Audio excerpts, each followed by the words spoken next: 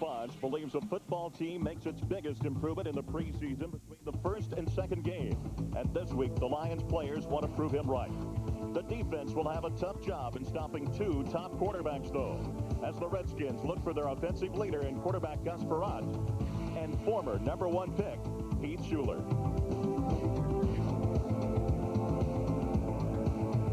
Good evening and welcome to the Pontiac Silverdome, where tonight the Detroit Lions take on the Washington Redskins in preseason game number 2. I'm Larry Henry. Of course, last Friday night it was game 1. The Lions lost in thrilling fashion 23-22 to the New Orleans Saints. The offense last week, well, at least the starting unit looked good. And Gary Danielson, who's with us tonight, that's one of the key stories in this game. Well, they didn't play any better than your memory. Remembering a preseason game 23-22 has happened. Yeah, I talked to Tom Moore, the offensive coordinator, before the game tonight. He said he was pleased with the way the offense played, would like to stick it in the end zone a little bit more. That's really the challenge for this game offensively, Larry. Defensively, though, Wayne Fonz needs the front seven to step up in this one, especially the front four. The rush not there totally last week. It needs to be tonight with the quarterbacks Washington has. And let's keep an eye on Luther Ellis. That's the guy that has to come through for that front four to come through. That's the key. But also a key is having secondary people that can cover. You can't rush the passer if guys are wide open. The Lions have their two corners back in the game. Corey Raymond will suit up for the first time this preseason game, and Ryan McNeil will also. It'll be a good test. You saw both Heath Shuler and Gus Frerotte will play in this football game. The Lions secondary and defense can use the work. Well, tonight there's no #2 quarterback for Washington. They're both #1s, and it's going to be a tough road to travel for the Detroit Lions defense starters and backups. It's the Detroit Lions against the Washington Redskins coming up next. The Detroit Lions will receive the opening kickoff tonight. It'll come off the foot of Scott Blanton, a 6'2", 218 player out of Oklahoma. Now, Eddie Murray is normally the kicker, but Eddie's not seeing a lot of action in the preseason. The former Lion, they know exactly what he can do. They're looking at Blanton, and Eddie's just sitting on the sidelines waiting. I saw Eddie before the game. Of course, we talked to each other. I got mad at him for missing that kick against San Francisco one more time. Eddie says, you know what? This week I'll be 40 years old, the 17th season for the Money Murray. 40 is not old, Gary. I hate to tell you. That's young compared to me. In football, you're on your deathbed at 40. Derek Moore and Glenn Milburn are back deep to receive the punt back at the Lions goal line. Lions going right to left to begin this football game. Preseason game number 2 for the Lions. Blanton puts his foot into it. It comes down deep. And Milburn has it at the 3-yard line. Upfield to the 10, to the 15, to the 25, to to the 25, 30, breaks a tackle, cuts to the right side. Blanton, the kicker, finally chases him out of bounds, and there comes the flag. He got the face mask, and it's up to about the 44-yard line, a 41-yard return. Well, let's set the offense for the Lions. There's Scott Mitchell coming in at quarterback for the Lions, 4 of 11 last week with 93 yards and 1 touchdown. And the offensive set in the backfield, Barry Sanders, Johnny Morton, Herman Moore, Aubrey Matthews for Brett Fairman, and David Sloan, the tight end.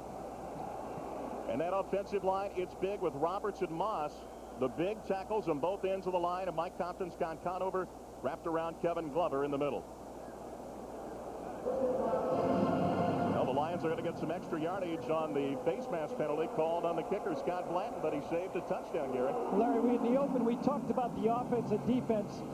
But Wayne Fonz was probably most disturbed by the play of his special teams last week, and that's a good indication that a lot of time is what's spent. It was a hot week, but they still spent the time on the special teams. Herman Moore is going to be split to the far side with Matthews and Morton to the near side. Barry Sanders will be offset in the backfield. Look for Barry possibly to play a little more tonight for the Lions. 1st and 10, and they're at the Redskin 41-yard line. Mitchell back to pass on the first play. It's out to Matthews to the left side, and he's up to the 30-yard line before Darrell Green comes up and makes the tackle for the Washington Redskins. Defensively for the Redskins, Sterling Palmer, Mark Boutte, Sean Gilbert, and Tony Woods across the front, and Ken Harvey, Rod Stevens, and Marcus Patton at the linebackers. And the defensive secondary, they're pretty good ones there. Tom Carter, especially Darrell Green, a 5-time Pro Bowler, and James Washington, Darrell Morrison at the safeties. 1st and 10 Lions at the Redskins 30-yard line. Mitchell up under center with a 5-man front. Back to pass again. Looks right. Throws it out to Herman Moore. He went up high to grab that one. He'll take it up to the 25-yard line where he's hit by Tom Carter, the 4th-year player out of Notre Dame. Scott Mitchell, when he is throwing the ball on rhythm, he's as good as there is in the National Football League there. You see a three-step drop, goes to his favorite receiver, puts it up high, and that's what you want to do when you got a 6'4", 6'5" guy who can high jump 7 feet. And they move the chain, 2nd and 5 right now. That's the way to run a controlled pass offense. 2nd and 5 Lions at the Skins 25-yard line. Barry Sanders, the lone running back. Mitchell on the delay to Sanders, has running room to the left side. Turns the corner to the 20 and dragged out of bounds at about the 15-yard line by Daryl Morrison. And that's what happens, Gary, when you get the passing game going. The running game kicks into gear. 9-yard pickup for Barry. So far, the Redskins have tried to match up this offense by playing a deep zone defense. When you do that, you commit 4 people back. That opens it up the seams for Barry Sanders to run. I thought that Barry Sanders was going to get outside and take it the whole way this time, but the angle was proper, and they just got the first down. Well, Morton's going to be lined up as the wideout, and the slot man will be Herman Moore in this set. Now in motion will come Morton to the near side, and back to pass Mitchell. Fires into the end zone to Moore, and just out of his outstretched arms, defending on the play was Daryl Morrison. Just a little too far for even Herman Moore at 6'4" to reach out and grab. One of the great things that a quarterback can do, and as you get more and more experience in the league, is anticipate where the ball is going to go. That's what Scott Mitchell did on that play. That ball was thrown about a 1.5 seconds before he really wanted to throw the ball. He picked out a spot, figured Herman could get to the middle of the field. He let it fly. He was guessing wrong by about 3 feet. And so far, Scott's had absolutely no pressure from the Redskins front 5. They've got 5 up on the line of scrimmage again. Mitchell on the delay to Sanders, cuts up inside, and he'll find a little running room. He'll gain 3 yards. The ball comes loose, and Mitchell will drop on it back at the 18. Play already blown dead. Mark Bouquet, the 6'4", 301 defensive tackle in on the stop. Larry, you say he's had no pressure, but I mean, that's really what you look at as a fan. You say, hey, he hasn't had much pressure. But the really beauty about this Lion offense now, as it has evolved into this year, 96 and the end of 95, is Mitchell gets rid of the ball quick. He does not present himself as a target. He throws the ball and he challenges them to blitz if they're going to get a sack on. It is 3rd down and 7 for the Lions. Mitchell up under center, sending Moore into motion to the near side. Back to pass Mitchell. Has time now, has to roll left out of the pocket. Looking, wants to throw it down to Barry Sanders. He has it. It's going to be out of bounds. So close. And Barry Sanders, maybe that's one of the most improved parts of his game in the pass reception department. Made a great stab, but unfortunately out of bounds at the 1-yard line. Such a nice play that time again by Mitchell. He had to get out of the pocket this time. He wanted to go to his right, but when he came back to the opposite side, he saw one-on-one coverage with Marcus Patton on Barry Sanders. Comes out to his left this time, rolls, and he sees one-on-one. He's covered, but his back is to Mitchell. Throws on the run, puts it right on target, a foot out of bounds. Jason Hansen will try a 30-yard field goal, 3 of 3 last week. Mark Royals is the holder for him. Good snap, kick on the way, and he's up. It's long enough, and it's good. And the Lions strike first, as they did last Friday against New Orleans, but they settle for a field goal, as they did last week. 12:16 remaining here in the first quarter of play. Detroit gets on the scoreboard first. It's the Lions 3, the Washington Redskins nothing at the Pontiac Silverdome. Who now has delicious Buddy's Pizza, the deep dish square pizza that's a favorite of Detroit Lion fans. 50 years of award-winning pizza in Detroit. Buy Metro 25. Get direct from the wholesaler pricing and save up to 60% off every day. Call 1-800-METRO-25. And buy your 31 Metro Detroit Ford dealers. Think Ford first. Larry Henry along with Gary Danielson at the Pontiac Silverdome. The Lions settle for a field goal. They lead 3-0. 12:16 remaining in the first. Back deep to receive the kick. Brian Mitchell, who made the Pro Bowl as a return specialist last year, and also William Bell. And it will come down about 4 yards deep into the end zone to Mitchell. He'll run it out to the 10, 15, 20. Has running room to the right side. 25, 30, 35, 45, and finally stopped at almost midfield. There is a flag down at the 30-yard line. Glenn Milburn in on the stop for the Lion. Make that Ron Rivers in defensively on a pickup of 55. And Gary, this was a problem last week for the Lions, kick and punt coverage. It was, but this time the Lions have an excuse. Van Malone, number 39 for the Lions that time, was just dragged down. He was the one who had containment that time. He was blocked, and Van Malone right away jumped up and knew that they caught him, and that's why they're holding. Number 91 on the return team, 10 yards, first down. Again, you're correct, though. Last week it was a problem. This time, a good head of steam. That ball was punted very deep in the end zone, 4 to 5 yards deep. comes out to his right, but Van Malone gets dragged down right there. You can see the tackle in the top left side of your screen right there. That's why the play worked. Well, Gus Frerotte gets the start at quarterback. They'll line up an eye in the backfield. William Bell and Terry Allen. And now Bell goes in motion to the far side of the field. Frerotte will go back to pass, stumble a little bit, but kicks it out to Michael Westbrook out of Colorado. And he is immediately gang tackled. Ryan McNeil is right there defensively for the Lions.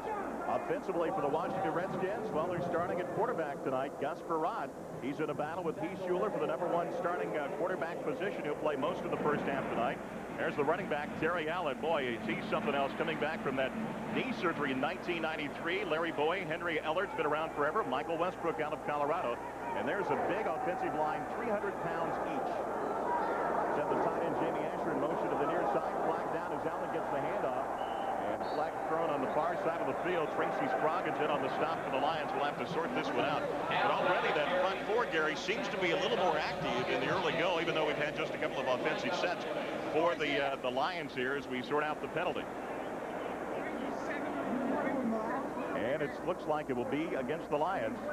Defense offside, number 97, 5 yards. Replay second down. Maybe that's why Tracy Scroggins got the stop. He lined up offsides. He came across a little early. And Jim Eddy not happy with that. There's the defensive set. Robert Forshea, Henry Thomas, Luther Ellis. They want him really to get after the quarterback more. Tracy Scroggins. Antonio London, Stephen Boyd, his second start. In the middle for Michael Brooks and Scott Kolakowski getting the start. Reggie Brown is injured. And there's McNeil and Raymond in at the quarterbacks for the first time. Second down and 2 for the Skins. They'll send Asher in motion to the near side. Hand off to Allen. Finds some running room to the outside, and there's Benny Blaze right at the 30. He'll get the first down, though, by about a yard or so. A little bit of a gamble call that time by Jim Eddy, and he has laid it on the line to his defense. We are going to get to the quarterback one way or another. We're either going to do it with a 4-man rush, a 5-man rush, or I'll go to 7 or 8 if I have to. We're going to put pressure on the corner. What it does, though, the quarterback, excuse me, what it does is put pressure on the corner. Henry Ellard will be split to the far side. Westbrook to the near side as Frerotte settles up under center. 4-man rush for the Lions. Back to pass Frerotte. Has time, fires it downfield to Asher, the tight end, where he is finally stopped on the play by Stephen Boyd. And Boyd getting better as a linebacker. Wayne Fonts wasn't sure what kind of a football player would be, but he says he's showing more and more promise, especially now stepping in to be the starter with Michael Brooks out. Well, he looked like he could find his way around the field last game. And sometimes a lot of fans think, oh, no, without Chris Spielman, will anybody be able to make a tackle out here? You got a lot of talented guys. Of course, the Lions are counting on Michael Brooks to get back and get healthy. But if he doesn't, Stephen Boyd will probably start out the season. 2nd and 3, and they'll hand it off to Allen. And well, he'll get the first down out to about the 41-yard line. Scott Kolakowski makes the stop. And for Scott Kolakowski, Gary, this is a big chance for him to show what he can do. Wayne Fonts is looking for backup linebackers. And I really think they have to find a linebacker that feels comfortable in space. And what I mean by that, Larry, is a lot of guys can rush the quarterback from that linebacker spot. But can they drop back in coverage and make plays? That's what Kolakowski's going to have to show he can do. High in the backfield behind Frerotte, fakes the handoff to Allen, back to pass, fires left side to Westbrook, and he has it dragged out of bounds in front of the Redskins bench by Corey Raymond, but it's good for a first down and a gain of 15 yards. I'll tell you, Gus Frerotte can throw the ball. I was down on the field before the game. Great target there in Michael Westbrook to try and get him. Of course, you know, come to think of it, there's 2 guys on the field that Michigan fans would just as soon forget. Johnny Johnson and Michael Westbrook. You bring this up every week, don't you? Only the second time, but there it is right there. A deep out right there in front of Corey Raymond. That's a good receiver with a nice, strong throw. Ball and running back is Allen behind Frerotte. Lions showing blitz and handoff to Allen, and started to break a couple of tackles. Grabbed down there by Scott Kolakowski. Nice ankle tackle, and it'll be a gain of around a yard for Allen. Not only made the tackle, but made a pile, so Allen had to cut back on the play and then was alert enough to reach up and grab some ankles. It just happened to be the ball carrier. That'll make it a 2nd down and 9 for Washington. They're in Lions territory at the 42-yard line. Lions leading 3-0 as we're down to the 8:40 mark here in the first quarter at the Silverdome. Westbrook will be split to the near side of the field along with Henry Ellard. Offset eye in the backfield behind Frerotte. Lions trying to get some pressure. They can't. Fires to the right side. There's Henry Ellard in front of Ryan McNeil. Easy as can be. And McNeil, of course, just back to practice in his first preseason game.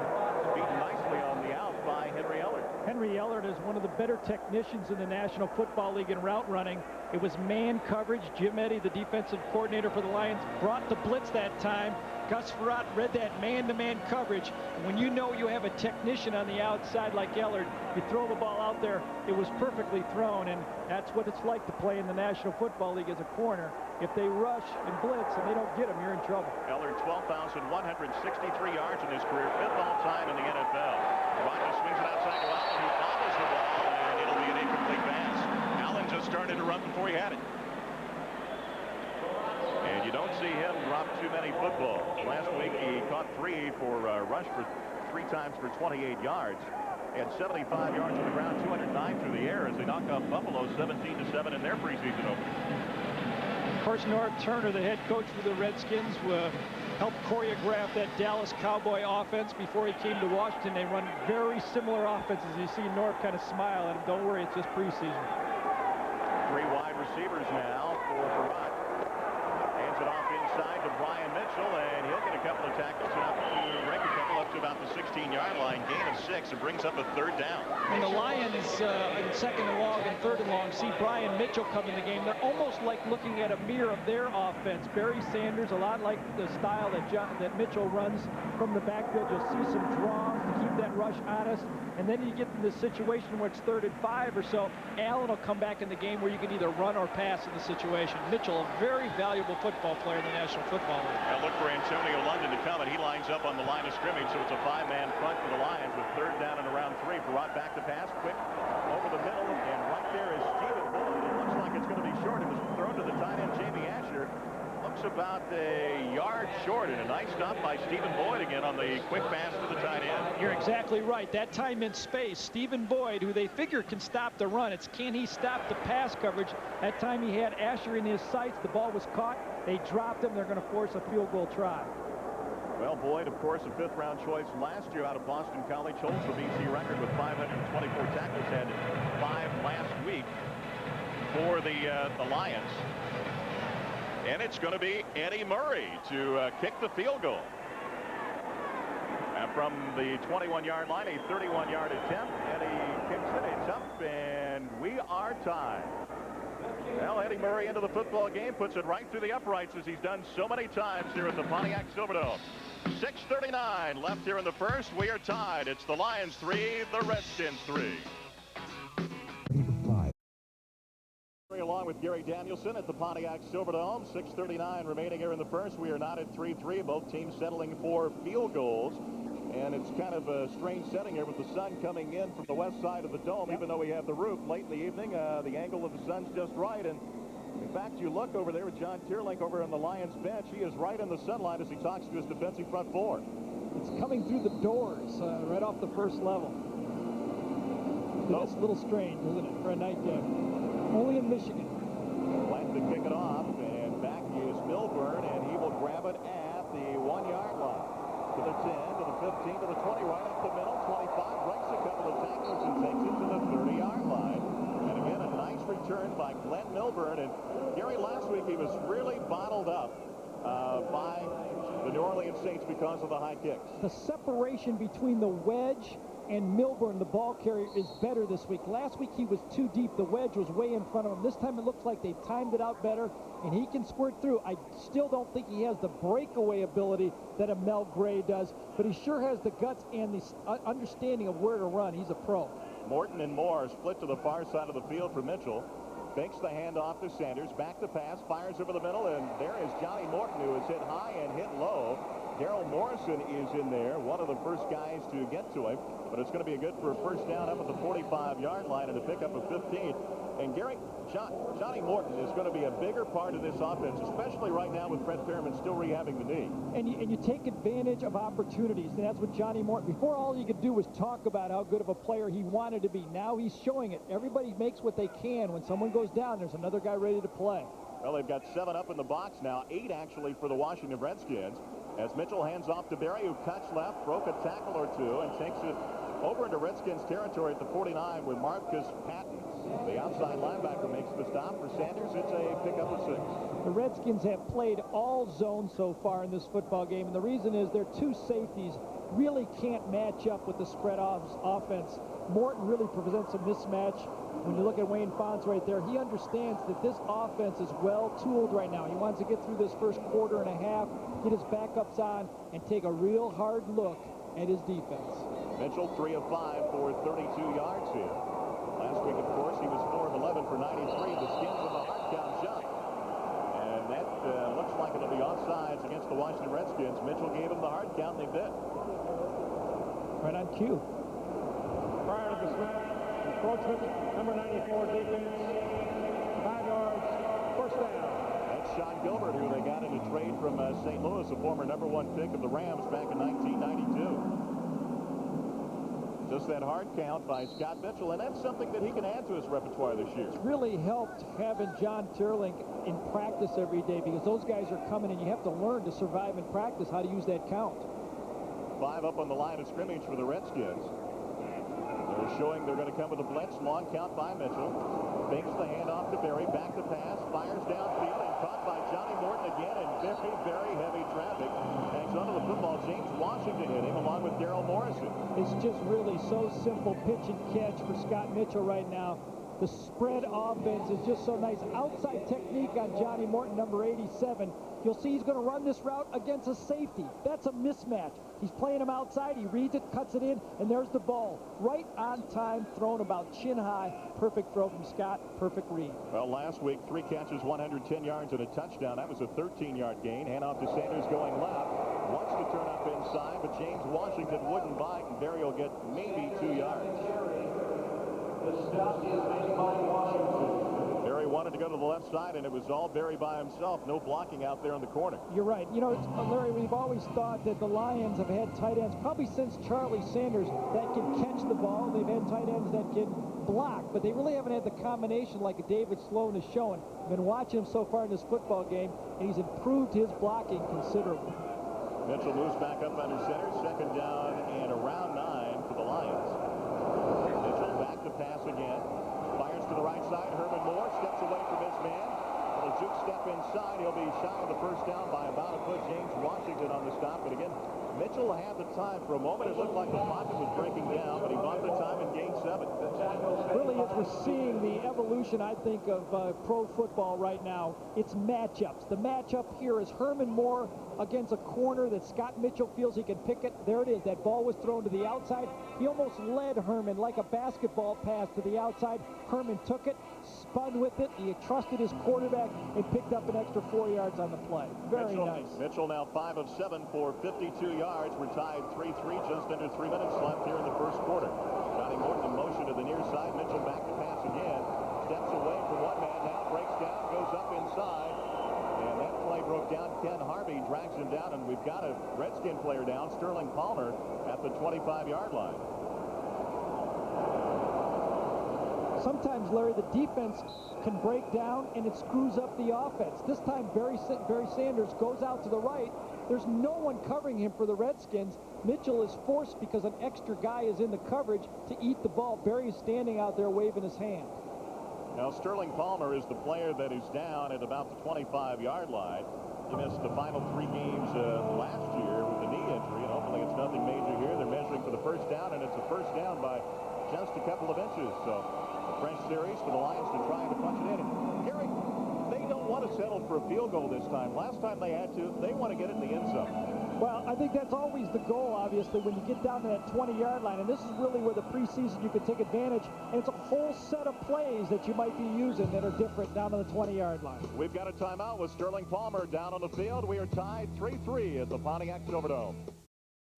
Ladies and gentlemen, for those of you awaiting the arrival of inbound Detroit Flight 20, we would like to announce a gate change. Due to unusually heavy traffic today, Flight 20 will now be arriving at gate number 1. Make that gate number 2.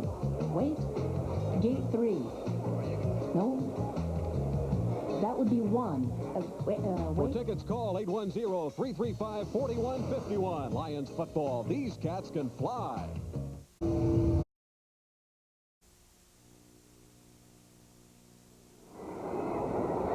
Johnson steps up, all sorts of time. Going to throw it into the end zone, and it is. Did he catch that? Yes, he did.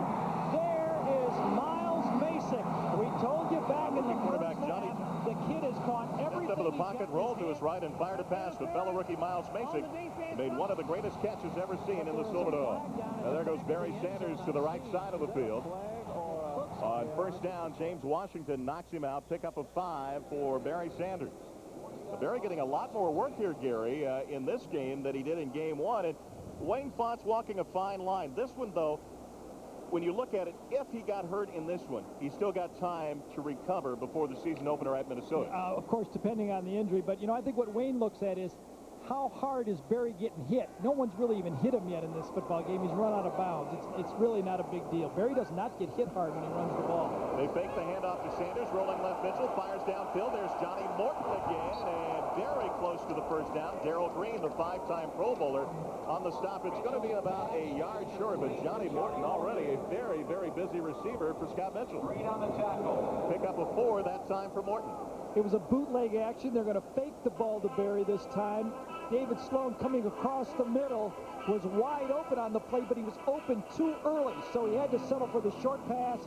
Johnny Morton, the short guy, gets him 3rd and a yard. Not bad. They bring in double tight ends. Pete Metzelaars makes his first appearance, the veteran out of Wabash College in Indiana.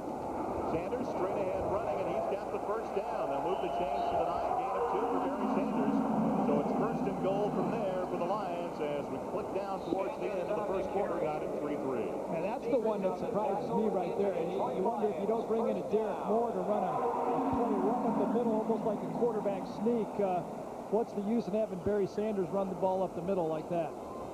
And we've also heard Kerwin Waldrop might come in those short yardage situations to be a fullback, a blocker. Right, not to carry the ball, I would say, but he'll do some blocking. And now we're going to take a timeout. Well, a little miscommunication in the huddle. Johnny Morton turned around to our referee and signaled timeout. And so Scott Mitchell will walk to the sidelines with 55 seconds left here in the first quarter. And the score tied 3-3. Well, let's see what the Lions can do. 1st and goal from the 9-yard line when we come back to the Pontiac Silverdome. If you want to surf the superhighway, get online with the Lions. DetroitLions.com will get you all the information you want on Lions football 96. That's DetroitLions.com. 1st and goal Lions at the 9-yard line. Sanders behind Scott Mitchell. Slot to the near side is Morton. They make the handoff. Mitchell back to pass. Now rolls left. Buys some time. Fires back to the end zone. And the ball goes up high and he's out of bounds.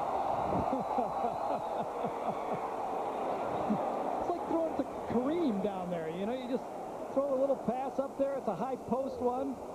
Tried to get the ball to Johnny Morton, but not there, so you go to the safety outlet right there, throw it high above the corner where only one guy can get it, and Herman just gets it a yard out of bounds. You know, I think in this situation, if the Lions needed 7 points in the regular season, you just throw the fade to Herman Moore, but I think the Lions want to work on other plays and different systems right now. Mitchell 6 of 9, 58 yards as Morton goes in motion to the far side. Hand off to Sanders, straight ahead, touchdown. Great blocking. They open a hole right up the gut of that defensive front for Washington. I don't think Barry was ever touched. Wow. Everybody says Barry can't hit a hole.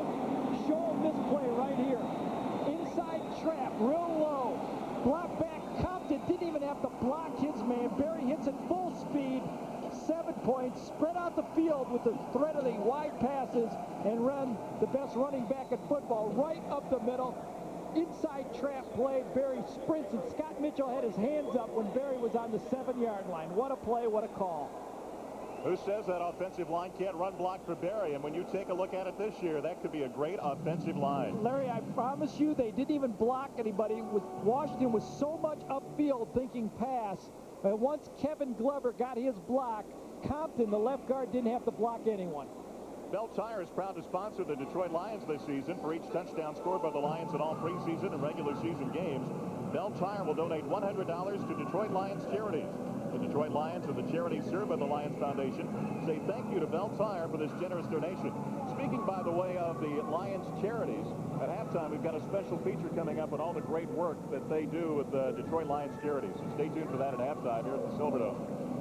Scott Mitchell on the phone now with Greg Landry, the quarterback coach, speaking in conjunction with Tom Moore, the coordinator. And this is a well-oiled offense. Barry, 7 rushes already in this game. That's a lot, but I don't think we'll see Barry anymore in this football game. But when you understand how potent the offense, you have the wide receivers. Perriman's not even playing in this football game. The emergence of Johnny Morton in the slot, that's going to make those inside traps so tough to stop. And, you know, how good this football team can be is how good this defense can be. That's going to be the question. And I think that's a question a lot of people are talking about. Are they going to have to win games 38-35? Well, maybe. You know, it may be showtime here in L.A. because it's going to be fast track here. People that come in the Silverdome are going to have to score a lot of points to beat this football team. Tony Woods was the player that was down on the field for the Washington Redskins. So Sterling Palmer went down earlier. Now Tony Woods goes off. At least he's walking off on his own power. And in to hold this time, Rich Camarillo. Again, we have the dueling punters between Mark Royals and Rich Camarillo. They both hold. Jason Hansen really has kicked well with both of them holding for him. And here we go for the point after attempt to put the Lions up 10-3 here late in the first quarter at the Silverdome. Stanford center. Hansen gets it up, and as usual, it's automatic for Jason Hansen, and no problem with the holder on that one. And the Lions go up by a touchdown now, 7-3. You know, Larry, that call of the quick trap up the middle is one of those calls as an offensive coordinator. When it doesn't work, you're going to get about 60% of the crowd booing you. Why do you run Barry right up the middle with only one back? Everybody knows he can't run without a blocking back. In that case, you split the seam perfectly. It works. You're a genius. 44 seconds left here in the first quarter. Wayne Fonts has got to be happy so far. The Lions-Vikings 1996 Thanksgiving Day game was a classic. The Vikings led late in the third quarter, but a Corey Raymond interception gave Detroit the ball on the Vikings' 27-yard line. Oh, look at him eat that turkey, would you? A lot of legs on that bird. John Mitchell then hit Herman Moore with a 27-yard TD pass to give the Lions a lead they would never relinquish. The TD pass also broke Gary Danielson's long-standing Lion records for attempts and completions in a season. Yeah, I remember that. Sorry, Gary. I think those records would have fallen a long time ago. Nobody could stay healthy here long enough to break them. I think anymore, a lot of passing records are going to go by the wayside the way everyone is throwing the football. Game has changed. Back deep to receive it. Brian Mitchell has it, cuts to the left to the 15. Pitch outside to the 20, 25, 30, 35, and finally knocked out of bounds.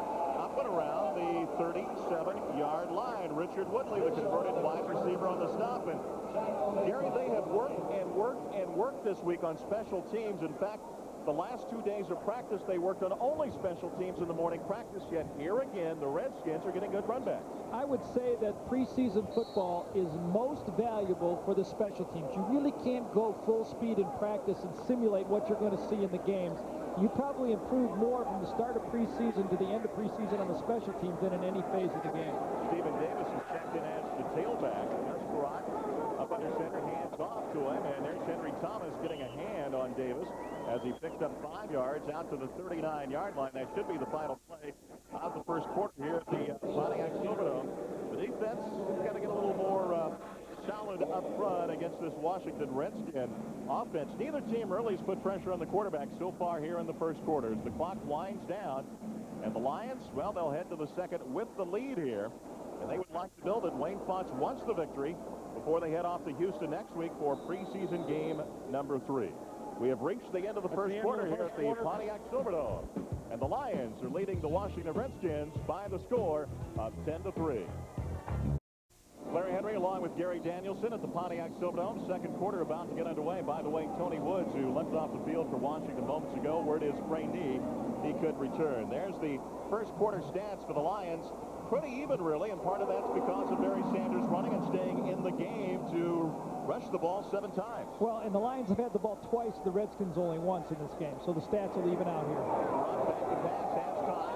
Pump fakes, gets it to Michael Westbrook. Wow, that was nice. That was nice. The pump fake throws everyone, and then there's Michael Westbrook out of Detroit Chancey High School and the University of Colorado, a 24-yard game. He came down and faked a 3-step drop by the quarterback, a quick slant. Corey Raymond's on the outside. He's going to bite on it, and the ball's put up top. And Van Malone is the guy, the safety, that has to make the play. The corner has a tough job on that play because of the fake by the quarterback. But the safety's got the whole play in front of him, and safety Van Malone has to react to that and help his corner. Defensive coordinator Jim Eddy can't be too happy right now. His front four not getting the pressure. Rock, hand off in the backfield to Stephen Davis, and he'll gain about 5 yards for the Redskins who are moving. That front four, Gary, has got to get some pressure on the quarterback. Plus, they need to stop the run. You have to be able to do both things. And right now, they're not doing the job. Well, it's a 7-man unit, and right now the linebackers are not filling the holes. And Luther Ellis needs to start making some piles up front. That's the key guy for that front four. You know Henry Thomas is going to give it to you. Luther's got to get in there and cause some havoc. That time it was a false start, and Luther beat the snap count and made the play. But that's what you need from that front four. And Larry, you know, they're not going to be able to get rush on the passer if the quarterback is allowed to throw those 3-step drops and those quick passes. They just don't have enough time. One thing Wayne Fonts was talking about last night about Luther Ellis, they want him to use his power instead of quickness. Many times he runs past the quarterback. Snap. False start. Number 76 offense. 5 yards. Second down. Luther this time is going to react when the guy in front of him reacts. He looks at his man. When he moved, you almost could see Luther kind of yelling out signals right there. That is a John Turling technique. It's something that you go over in the game plan when you play at John's teams, that the defensive lineman will start yelling out things like it's a quick count, and sometimes you get guys to jump. And there you see North Turner saying, they're the one that yelled it and drew us offside. Henry Ellard goes in motion to the far side. Getting across quickly with Tracy Scroggins, and tend to throw it away. They got some good pressure. That could be a lateral that time too. I think that's what Luther Ellis to rush up the middle, like Wayne Fonts was telling you. That's what he needs. Power rush up the middle. That's what Luther can do. He came with an arm over, beat his man cleanly, got on Farrat, and that ball was thrown laterally. It was a backward pass. It'll be third down at the spot where it went out of bounds. Good eyes, Gary. Luther Ellis has all the hustle in the world. He has the body of a defensive lineman. He just has to learn the technique that'll make him successful in this league. And that technique is to be more physical, not try to be a finesse player. Antonio London comes in as the defensive lineman with Robert Porcher going out. Farrat back to pass. He gets pressure, but completes it downfield to Brian Mitchell, and he'll get it up to the 40-yard line. A gain of around 5. Greg Jeffries, who comes in on the nickel situation, on the stop, brings up 4th down for the Redskins. That's great coordinated defense by the Lions that time. Put just enough pressure on the quarterback, find the secondary, drop back into a deep zone, make things happen underneath you. Henry Thomas puts pressure on Farrat. The linebackers drop deep. 2 guys force them into each other. Easy tackle. They have to punt the football. Matt Turk to punt it away last week. 5 punts, 42-yard average. Glenn Milburn standing at his own 10-yard line. Let's see if the Lions will come after this. They're showing they might. Rick puts his foot into it, heads for the sidelines, and it will go out of bounds. Let's see where they mark it. Got a flag down on the field also. Yep, a flag back at the 43-yard line, and we'll have to wait and see what that's about.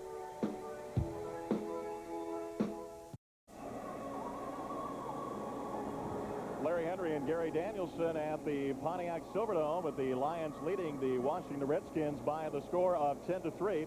Bell Tire is proud to sponsor the Detroit Lions this season. For each touchdown scored by the Lions in all preseason and regular season games, Bell Tire will donate $100 to Detroit Lions charities. The Detroit Lions and the charity served by the Lions Foundation say thank you to Bell Tire for this generous donation.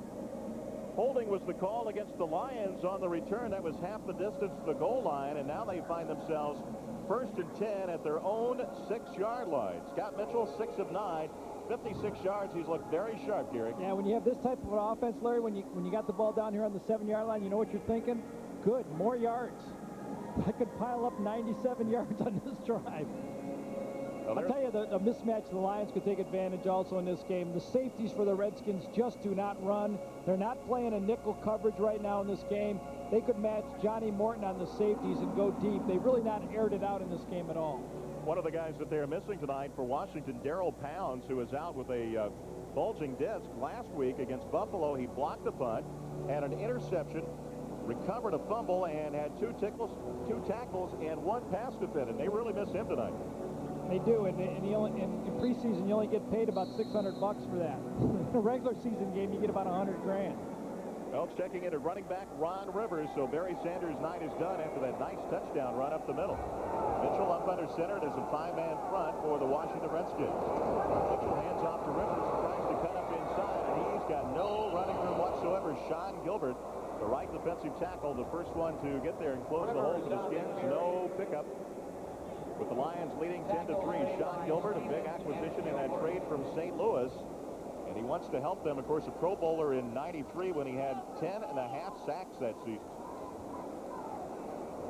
They're trying to bulk up that defensive line, and they've got some pretty good players there.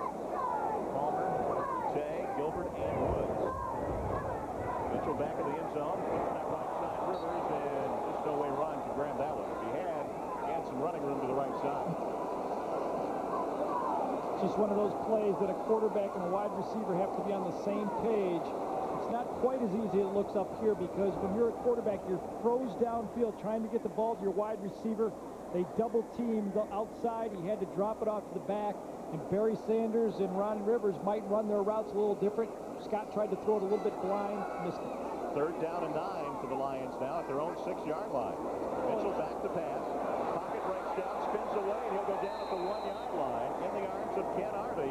That time the offensive line just couldn't stop the Skins. It's a loss of 5. And now they'll be punting from deep in the end zone. First time the Lions have had a 3rd and long, 3rd and 10 yards to go. That drop pass cost them.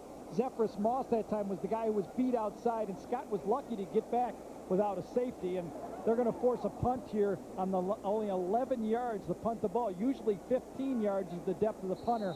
This will be tough to get it off quick.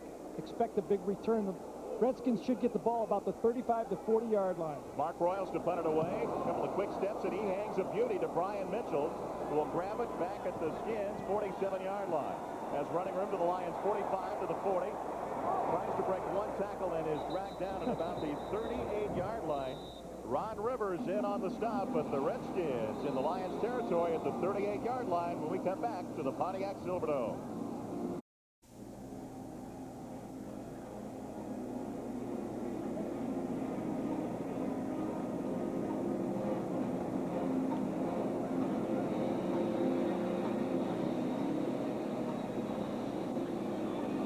Leading Washington 10-3 here in the second quarter. More football at the Pontiac Silverdome coming up September 14th. That's when the Motor City Classic takes place here at the Silverdome, when Grambling State University tackles Central State. And make sure to stay around after the game for the Battle of the Bands featuring the Grambling State Marching Band. They are awesome. Call Ticketmaster for the Silverdome or the Silverdome for ticket information. Broad inside handoff to Stephen Davis.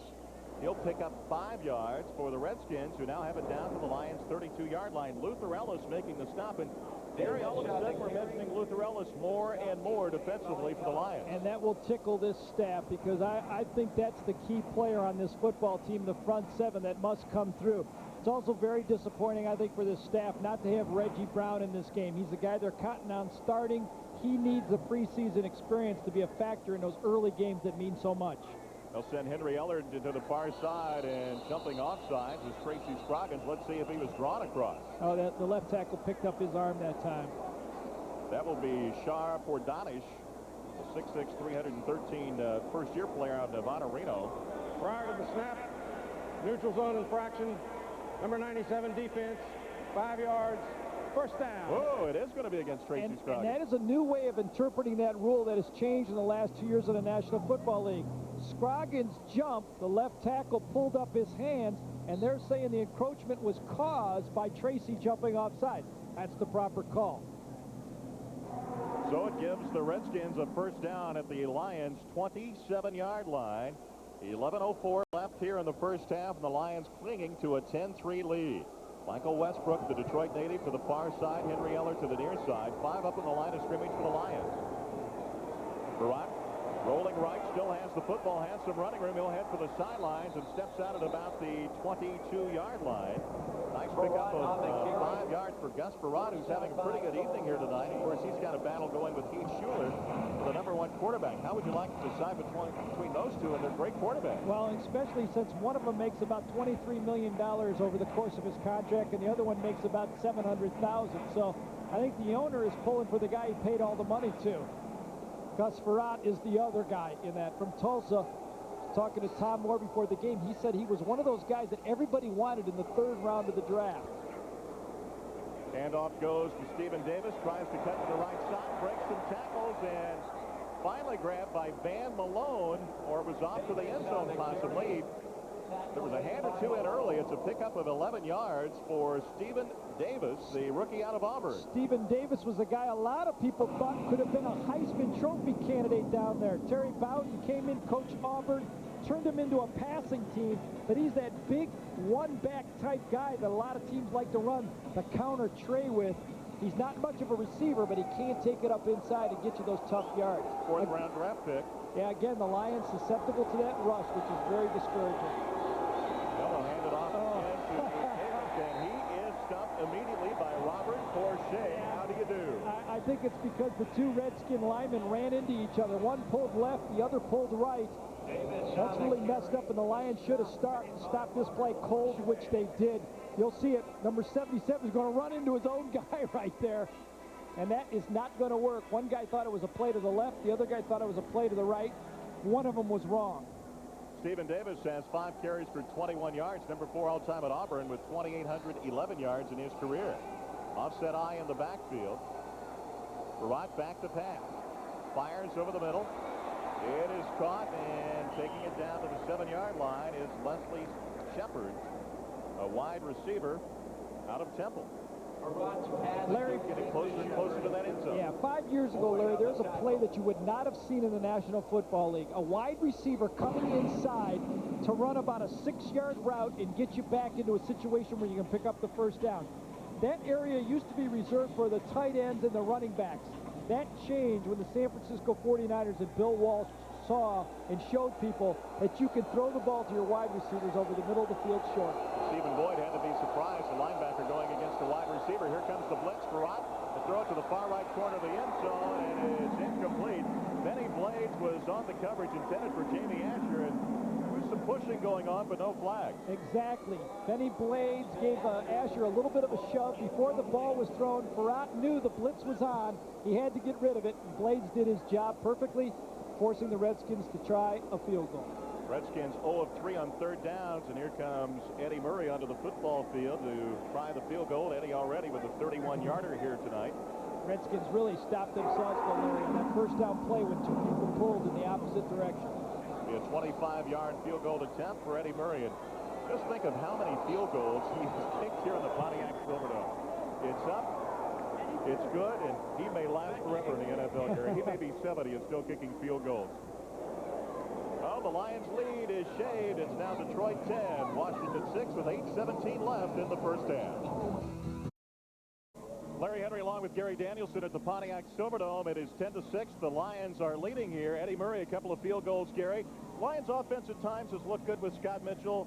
Last time stalled. A few things have happened to him along the way. Well, one is Barry's not playing anymore, and that's going to stall out that offense in a hurry. The other is, this is a pretty good defense for the Redskins. They beat the Cowboys twice last year, remember. And if the Lions don't do a good job of spreading out that field and taking advantage of the mismatches with their wide receivers, they're susceptible of this Redskin defense bogging them down. One of the things we've seen on offense, the emergence as of last week, Johnny Morton, who's been a very, very busy pass receiver, with Brett Perriman not in there again this week. Yeah, he's taking advantage of it, and the Redskins are starting to run the ball a little bit on the Lions defense. That's something that has to be worrisome. Scott Blanton kicks it off to Glenn Milburn at the 3-yard line. Upfield to the 15, cuts left, has running room, cuts up inside, 25, and upended right at the 30-yard line by Derek Brownlow, who gets in on the stop. So good field position for the Lions, and let's see if they'll send out the first unit. Yes, they will. Ron Rivers, though, will be the one change, and he'll be the running back for the Lions. 8:07 left here in the first half. Lions leading Washington 10-6. 10-6.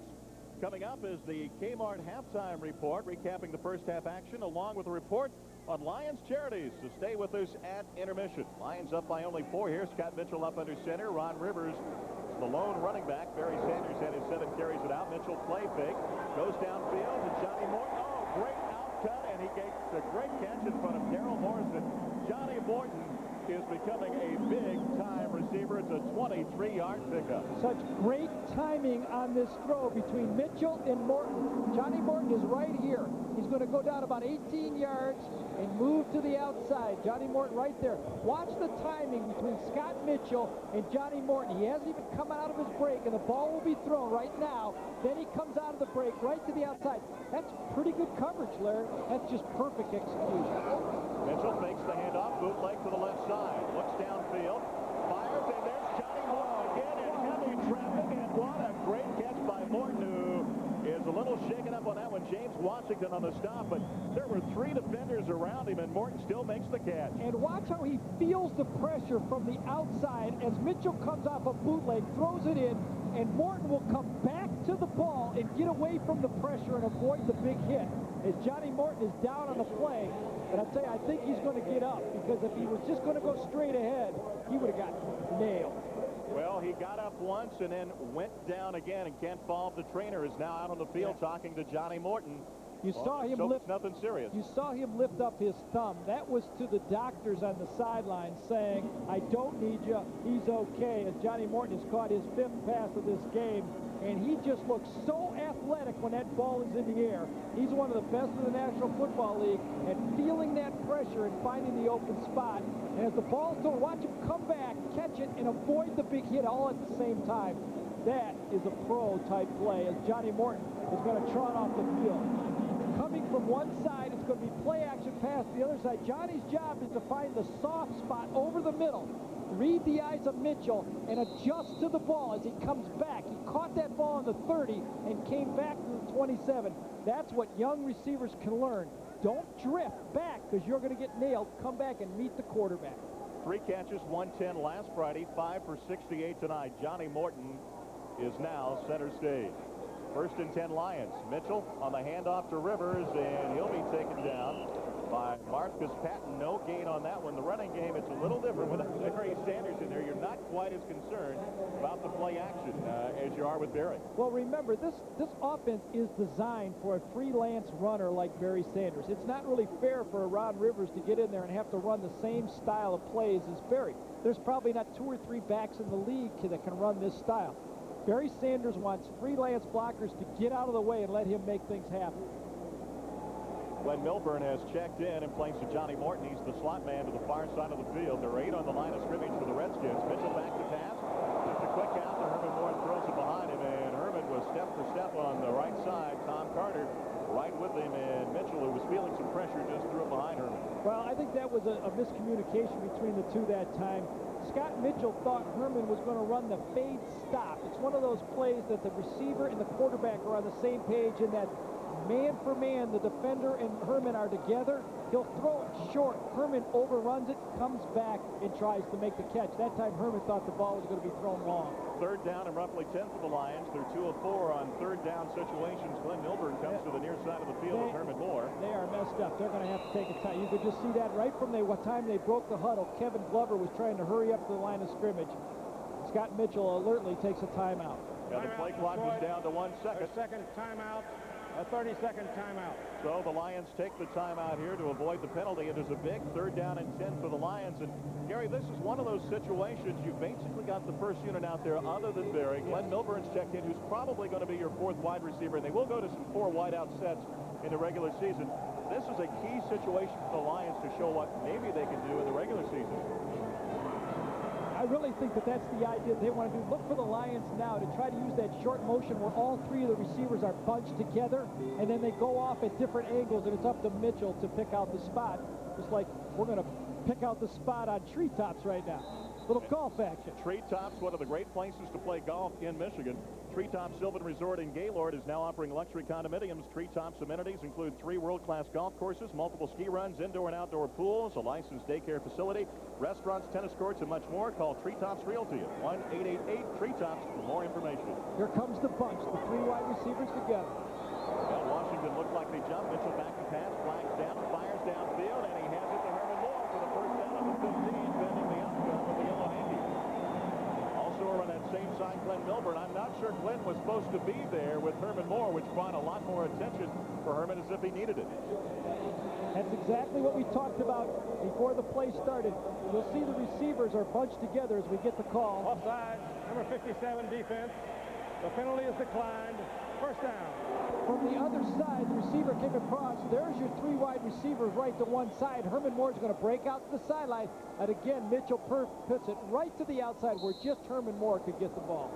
First and 10 Lions at the Skins 15. They lead 10-6. Rivers, the lone running back. Milburn and Moore to the near side of the field. Mitchell, long count up under center.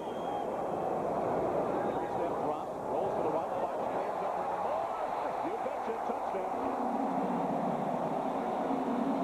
Makes it look so easy. So easy. He called an audible that time to the other side of the field. You saw Rivers move up. He was going to have to block quickly on that play. It wasn't open. He came back to his second receiver. That's an easy touch. And I think that's about all we're going to see from this unit here, too. Of course, unless they get an opportunity to run a 2-minute offense, you'll see the audible call. Rivers moves up because he knows he has the end man on the line of scrimmage to block to his right. When it's not there, Mitchell just turns to his favorite wide receiver who ran a slant and go, and that was pitch and catch. Mitchell, 10 of 15, 124 yards and 1 touchdown tonight. He has been on since the start of this game. Jason Hansen on for the PAT. Mark Royals will hold. It's up, and it is good. Well, the Lions have extended their lead now with 5:38 remaining here in the second. They're up on the Redskins by the score of 17-6. What a combination between those two guys right there. Remember, one of the best. Perriman's not even playing yet. Mitchell looks to his left, comes back to his right, out to the outside. That was the play previous, the big pickup on third down. They picked up the first down on the bunch pass. But the combination of Morton and Moore that time as we come back to the play right there. See him look left, come back now to Herman Moore down the middle, and he's running that route against the safety, and that's a mismatch. The Lions up here by 11. Bell Tire is proud to sponsor the Detroit Lions this season. For each touchdown scored by the Lions in all preseason and regular season games, Bell Tire will donate $100 to Detroit Lions charities. Detroit Lions and the charity serve of the Lions Foundation say thank you to Bell Tire for this generous donation. You know, Larry, I was talking to a lot of the Redskins players and coaches before the game, even a couple of the broadcasters, and they were all asking me, what do you think of Scott Mitchell? Is this guy for real? I mean, he put up some big numbers. I think there's still a lot of people in this league that really don't believe. I tell you, if they watch this guy on a day in and day out basis, they believe he's the real thing. William Bell, Stephen Davis back deep to receive. It will be Davis who has it at the 2-yard line. Cuts right to the 20, up inside, and cracks tacklers to the 25-yard line. That's where the Redskins will go on offense here. With 5:27 remaining in the first half, the Lions up 17-6, a 23-yard return. Good night for Scott Mitchell, 10 of 15, and the touchdown, and he has been on. And when you look at it, people still are wondering whether Scott Mitchell is the real deal, even after, when you talk to fans last season. That's hard to believe. Yeah, and you know, all he did was have the #1 offense in the league a year ago, and the guy's still out there question marks. Of course, that big 50-point playoff game is the reason, and that's just kind of the way the territory is if you're a quarterback. Barat runs out of time. Henry Thomas gets to him and takes him down for the sack. Great coverage that time, outside by the quarterback, Ryan McNeil and Van Malone. That's what you have to do. They work in conjunction with each other. Barat's going to start to throw the ball. Nothing there. He has to pull it down. Here comes Thomas. Here comes Porcher. That's the combination of the two guys that have to stop the pass. When you want sacks, you have to have corners that match, and that's what the Lions did that time. Ryan McNeil and Van Malone did the job. Loss of 7, second down and 17. Barat back to pass again. Just fires it over the middle, and the quick slant. Stephen Boyd is in on the stop. It goes to Larry Boyd, the fullback, out of the backfield, and there is a flag near the line of scrimmage. 4:55 left here in the first half, and the Lions leading 17-6. It's been Scott Mitchell and Johnny Morton night here at the Pontiac Silverdome. The flag will go against Detroit. Well, next week the Lions go on the road for the first time. They'll be at Houston, and interesting in that one, Gary, that the television, none in Houston. It's going to Nashville next week. No. You're kidding. Offside, defense, number 97, 5 yards, replay second down. That's the second time that Tracy Scroggins has lined up offsides. He's also jumped offsides one time. That is a little bit of a problem. No, you're not telling me that. It's just going to Nashville. It's going to Nashville, Tennessee, and not Houston. No television station in Houston wanted to pick up the Oilers game. That is so sad. They have a good football team, too, the Houston Oilers. I'm just wondering if anybody's going to be there next week when we're at the Astrodome. You know, they canceled the preseason game last year because of the field. We better check our contract, see if we get paid anyone. Rock back to pass, half pressure, and he got hit inside. And that's why that pass is incomplete. And Perrott all of a sudden is seeing the pressure. Robert Porcher coming. And that front four, Gary, has come to life. That time it was Porcher. That time coming from the outside, beating his man. And that's what you need. 3rd and long, 2nd and long, and a good pass rush. Tough on any quarterback. Lions leading 17-6, and Perrott beginning to get beaten around. Don't miss the Docs and Jocks run August 17th at the Pontiac Silverdome. All proceeds from this 4-mile run will help in the fight against domestic violence. For info, call the Lions at 810-335-4131. The Docs and Jocks run presented by Oakland County Medical Society, Metro Rehab, and the Detroit Lions. Perrott, he's in trouble again, fires downfield and gets it completed to Michael Westbrook, who's becoming his #1 receiver, but Perrott had pressure again. 3rd and long, the Lions are going to drop in a deep zone this time, and this is what is discouraging if you're the defensive coordinator. You're going to have guys dropping into coverages, and Perrott is just going to pick it, throw the ball down the middle, and pick it up the zone. You got linebackers, you see on the inside right there, the linebacker jump.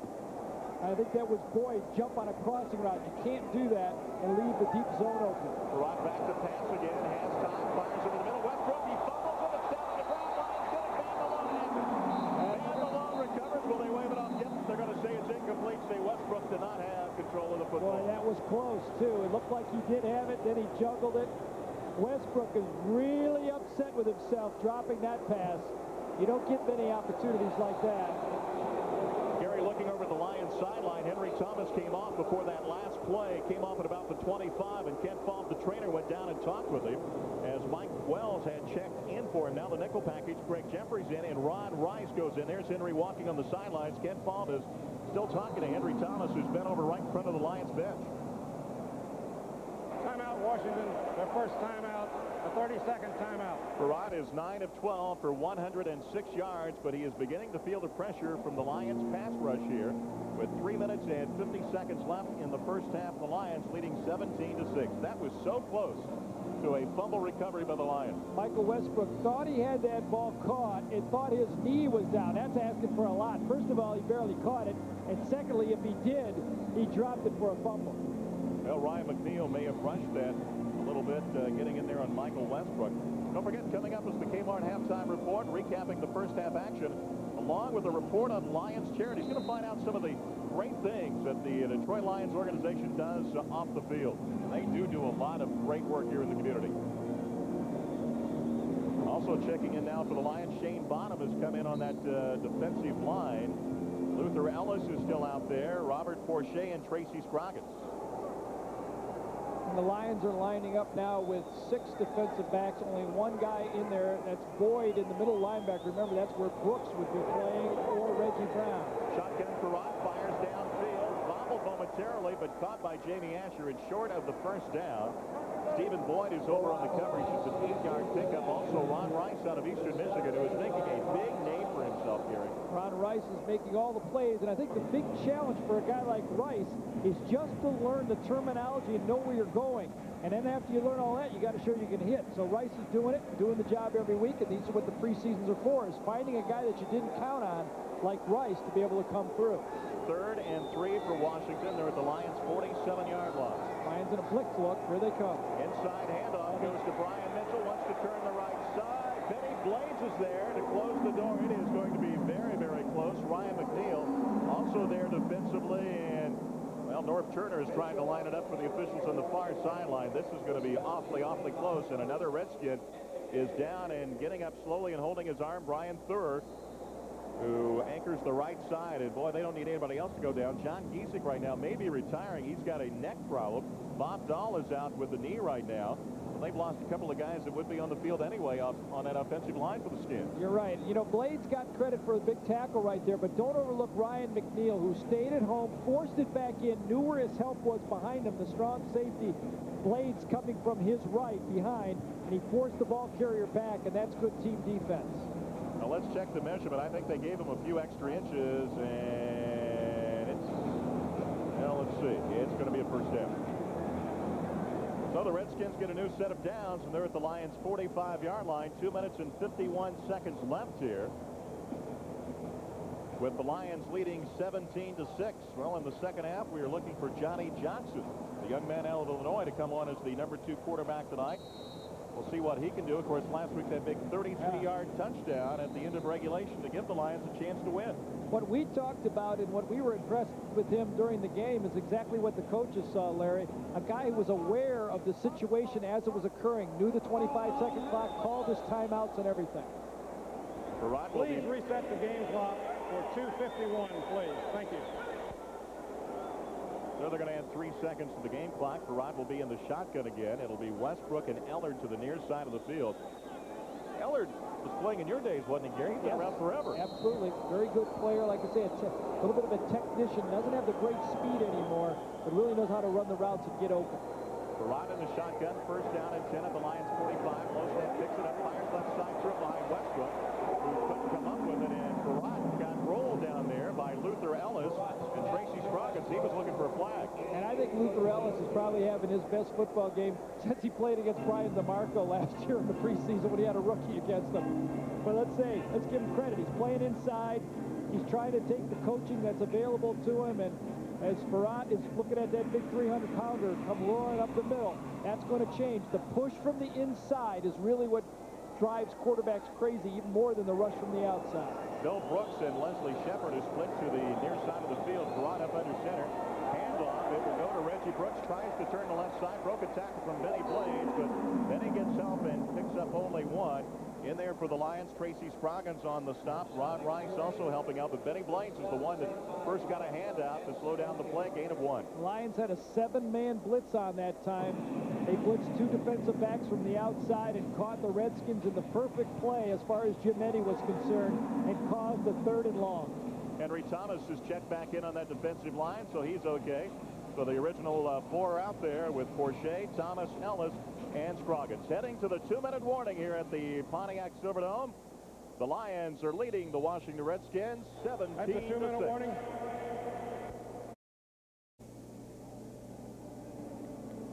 Larry Henry along with Gary Danielson at the Pontiac Silverdome. We're at the 2-minute warning with the Lions leading 17-6. Big 3rd down here. It is 3rd and 10 for the Redskins. They're at the Lions' 44-yard line. And Gary, I'm sure you didn't see it there, but a moment ago, Luther Ellis was looking over at the sidelines to John Tierlich, the defensive line coach, and they were doing hand gestures to each other and trying to pump each other up. Well, I don't think anybody needs to pump up Luther Ellis. He's always ready to play, and John Tierlich's a Class A personality if I ever saw one also, so they fit together. Now, besides pointing at each other, they got to go in there and get in face of that quarterback now. Farad in the shotgun here on 3rd down and around 10. Rod back to pass, has pressure coming, gets it off to the right side, and Henry Ellard has it in front of Benny Blue, or make that Van Malone on the far sideline. Wow. Boy, it was a great rush coming from Luther Ellis, but he just couldn't get there. He really came as fast as he could. Luther Ellis came in and beat him. He beat Trey Johnson, and Luther Ellis is going to come in right to Farad, but Farad steps right into that, throws the ball to the outside, and safety Van Malone is too late getting across. And that's what's so discouraging to a pass rusher this time, as Luther comes in, beats his man cleanly. Trey Johnson, clean hit, gain of 25 yards probably. Well, Farad in the shotgun again. He goes back to pass. Looks like Scroggins has been held. Almost intercepted right in the midst for a moment of Scott Golubkowski. Pass was intended for Reggie Brooks, and it looked like Tracy Scroggins was being held. The lineman had his arm wrapped around it, Gary. Absolutely, but I'll tell you, I think Brooks knocked the pass down, or Golubkowski would have had the interception that time. Scroggins from the outside has got to get used to being held. That's just part of that position outside. But you could see Scott just start ready to catch the ball. Brooks reached back and took it away from his Notre Dame fellow alumnus. Still a minute 49 for the Redskins to do something. 2nd down and 10 at the Lions' 20-yard line. In motion goes Henry Ellard. Farad now up under center. Drops back, 4-man rush, flips it out to the left side. It is caught over there by Larry Boy, who turns up inside. Antonio London out there along with Stephen Boyd. It'll be a gain of 5. The clock keeps moving, and it's 3rd and 5 for the Skins. Another one of those situation plays where the Redskins do not want 3rd and long, so they throw a short pass to the outside, try to pick up 5 or 6 yards. They respect that pass rush from the Lions. The Lions play it effectively, but in this situation, They're going to have to play it to the middle of the field and force the Redskins, hopefully, to kick a field goal. Greg Jeffries, Ron Rice check in. Actually, Benny Blades is lining up as a linebacker along with Stephen Boyd. He'll follow the tight end. Durant rolls right. Runs out of time. Henry Thomas stays here. Down to the end zone. Incomplete. Henry Ellen. Ryan McNeil was on the coverage. Also, Van Malone and Greg Jeffries. Henry Ellen, I think, dropped that ball. That was a tremendous throw by Farad. He scrambled out to the right side. He threw that ball on the dead run, and he hit Ellard right between the numbers. You're going to see it. It's a controlled scramble. This is designed. He's going to come to the outside just like Joe Theismann, throws it off his back foot, puts it right on the numbers, and that ball was dropped.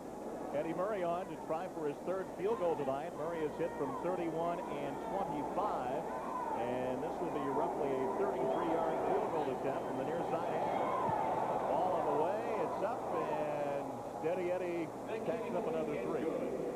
So with 58 seconds left here in the first half, the lead is now the Lions 17 and Washington 9. You almost have the feeling that because of the quarterback situation for the Redskins, they're sitting pretty good. They've got their starter coming in the second half. We have a rookie from Illinois coming in the second half. Now Scott Mitchell's going to have about 58 seconds to do something. Coming up is the Kmart halftime report, recapping the first half action, along with a report on Lions charities. Also, our Matt Shepard will be on the field to get first half impressions from the head man, Wayne Funch. And that's going to be an interesting discussion. Got to be happy with Scott Mitchell, the way the offensive line blocked, Johnny Morton. Defensively, well, they've come on in the second quarter. Well, this is a pretty solid offense they're facing. They've got good wide receivers and a really skilled quarterback. To hold the Redskins to 9 points, the Lions have scored 2 touchdowns in this game. I think all in all, he'd be pretty pleased. Also, the special teams for the Lions have showed they've stepped it up. I wouldn't be surprised to say Wayne would say not a bad first half for this football team. Yeah, but the second half holds a lot of difference for the Lions. Johnny Johnson will be in there, the second unit. They'd really like to win, but they've got to see what kind of quality they've got backups. Blanton kicks it off. Glenn Milborn comes up and grabs it at the 10-yard line. To the 15, to the 20. Cuts left and knocked backwards, and he'll be dragged down at the 20-yard line. That ball was not kicked deep enough for Milborn to get a run at that one. And we got another Redskin player getting up very, very slowly, and he gets up and he's okay. And let's see, Johnny Johnson's going to come on a quarterback with 53 seconds remaining in the first half. So Scott Mitchell's done. I think Scott Mitchell just showed so much, and Wayne Funch says, I don't care. You know, I don't care about this thing. Let's just get Johnson out there. I don't want to do something stupid, get somebody hurt. Miles Masick in, Kes McCorvey at the wide receivers. Glenn Milburn is the slot man. Rivers, the lone running back behind Johnson. He'll give it on the delay to Rivers, and he finds running room all the way to the 35-yard line. Gerald Green finally on the stop for Washington. It's a gain of 14 yards. The clock keeps ticking. The Lions have only 1 timeout left. Hurry up offense. Johnson up under center again. Back to pass. Has some time. Steps up to the pocket. Now he's going to run for it. He's got some great legs. Turns upfield and taken down at the 40. Thought about throwing the football. Darrell Green on the stop, and he would have been flagged for being past the line of scrimmage. And the clock keeps going. The Lions not using their final timeout. I think they'd like to try to get it one ball over the 50-yard line so they could kick a field goal. They have to save the timeout for that. Johnson back to pass. Fires downfield. Short hops to Miles Masick. That'll stop the clock with 7 seconds. Johnson getting some heat up the middle that time from Sean Gilbert. With 7 seconds to go now, they might as well try the deep ball and throw the ball downfield. Well, of course, you don't have Herman Moore in there. You don't have Johnny Morton but you right got now. Masick. Miles Masick, who made the great catch last week. Wayne Funch says he really likes him. He's got great hands. They like everything about him, but he's having a problem right now with the bump and run. Doesn't react to it well. We talked about it last week. I told Miles that 2 years ago. That would be his big challenge to make it in the National Football League. Can he get away from the bump and run?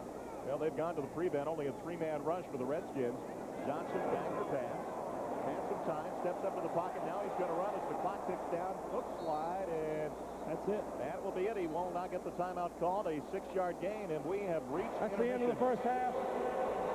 Here at the Pontiac Silverdome, with the Lions leading the Washington Redskins 17-9. Good performance by Scott Mitchell, Gary, in the first half. Absolutely. I think as good as Johnny Morton and Herman Moore did, that number 19 was on target with his throws. He was comfortable in the pocket. He threw to the right guy, and he led an offense. Remember that great call to Barry Sanders, the running game, when they tie it all together. It's as good as offense as there is in the National Football League. And we're seeing the emergence of Johnny Morton. And now when teams look with Brett Fairman, when he's completely healthy, Herman Moore, you got Johnny Morton and Barry Sanders, you have major headaches when you're trying to defend. And you can see the comfort in Scott Mitchell now. So comfortable with the offense. Not a lot of changes from last year. Let's go down to the field. Our Matt Shepard is with the head man, Wayne Fox. All right, Larry Henry, thanks. Coach, you talked about the impact that you wanted from your front seven on the defensive side of the football. Washington able to get some yardage, but they settled for 3 field goals. Your thoughts? That's not good. Disappointed in our defense at this time. I don't think we're playing very well. When they move the ball, they get down. We seem to stop them, but it's not the defense I'm looking for right now. We're a long ways away, and I'm kind of disappointed right now. Let's talk about that offense. Absolutely outstanding, but the special teams. You get longer kickoffs from Jason Hansen, but Washington, I would think, concerns you a little bit because they were able to return the ball a little bit better than you wanted. Well, they got a great return, man. Great return team. The thing we worked on all week, we maybe got to take a look at some of the personnel. Our return teams are doing pretty good themselves, but I'm just disappointed in our defense and our coverage team. All right, Coach, thanks for taking time. Go get them in the second half. 17-9 halftime. Lions on top of the Redskins. But remember, folks, Keith Schuler will lead North Turner's offense out in the second half. He will test that Lions second unit. In the meantime, we step aside for a quick timeout. Back with more on our halftime festivities right after. Halftime here at the Pontiac Silverdome with the Detroit Lions leading the Washington Redskins 17-9. Solid first half for the Lions' first unit. Scott Mitchell's been outstanding, and Barry Sanders, he got 7 carries on the night. One of those carries wound up in the end zone. A great trap right up the middle. Great blocking by the offensive line. They open up a big hole for Barry. Watch this. They trap down, and here goes Barry straight ahead, and he doesn't get touched till he hits the end zone. Just great blocking up front by that huge offensive line that the Lions have put together this year, and Barry makes it to the end zone for the first time in this preseason. Nice run by Barry Sanders on that touchdown run of 9 yards. Scott Mitchell, conversely, has been outstanding. He was 10 of 15 in the first half. Of course, had that nice handoff to Barry. Look at that opening. I almost could have run through that one into the end zone, and Barry Sanders after that one was done for the night. But Scott Mitchell, we talked about him last week. A good performance, but tonight, 10 of 15 and a touchdown. And a great touchdown pass it was to Herman Moore. They flooded the right side with 3 receivers. Mitchell goes back, fires into the end zone, and there's Herman Moore all alone through the Redskins secondary and puts 6 up on the scoreboard. So Scott Mitchell, a solid first half, 10 of 15. His night is done, and he'll get prepared next week to go against Houston. 17-9, the Lions are leading. We're at halftime at the Pontiac Silverdome. The second half of tonight's Detroit preseason football game is brought to you by Miller Lite. Life is good. By Reebok, proud footwear and apparel supplier of the Detroit Lions. And by Metro 25 Tire. Save up to 60% on Michelin, Firestone, Uniroyal, and more. Call 1-800-METRO-25 for a location near you.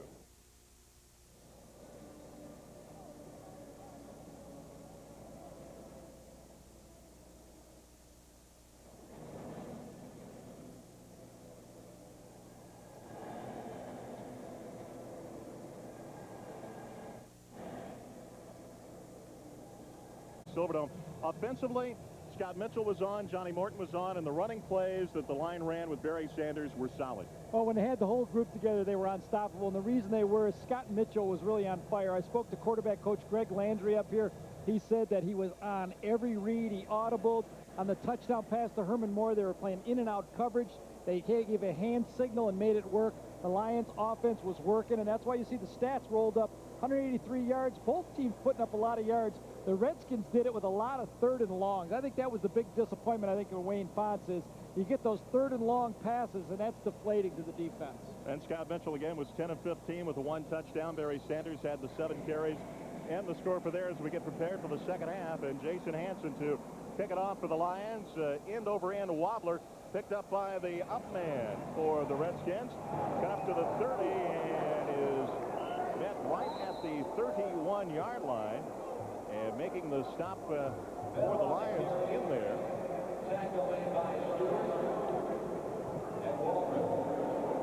was Ryan Stewart. Now, tonight, Brad Ford is not in uniform.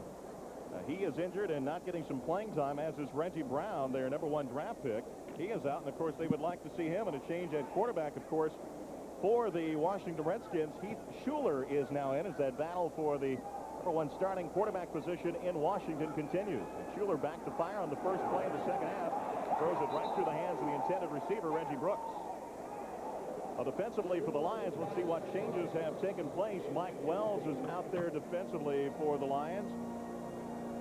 Also, Josh Heinrich Taves out there, and there's Heath Schuler first play back in the game. And Heinrich Taves, the guy that put the big hit, is Heath Schuler. If he wasn't loose, he's loose now, Larry, because he took a big one on the first play. They tried to give him an easy pass, little screen pass to the outside. He did not step to his target. He threw it and locked his knee on it. The ball sailed, and he got sailed back and did himself. Antonio London lines up on the line. They try to swing it left side. Reggie Brooks, and he'll turn the left corner, bolts down one man, and then takes it out of bounds up at the 45, and a flag comes flying late. Greg Jeffries finally knocks him out of bounds. We'll have to check the flag. It's a gain of 12 right now. Lots of changes for the Lions defensively. Josh Heinrich Taves is in there, of course, playing with the Barcelona Dragons. Mike Wells in.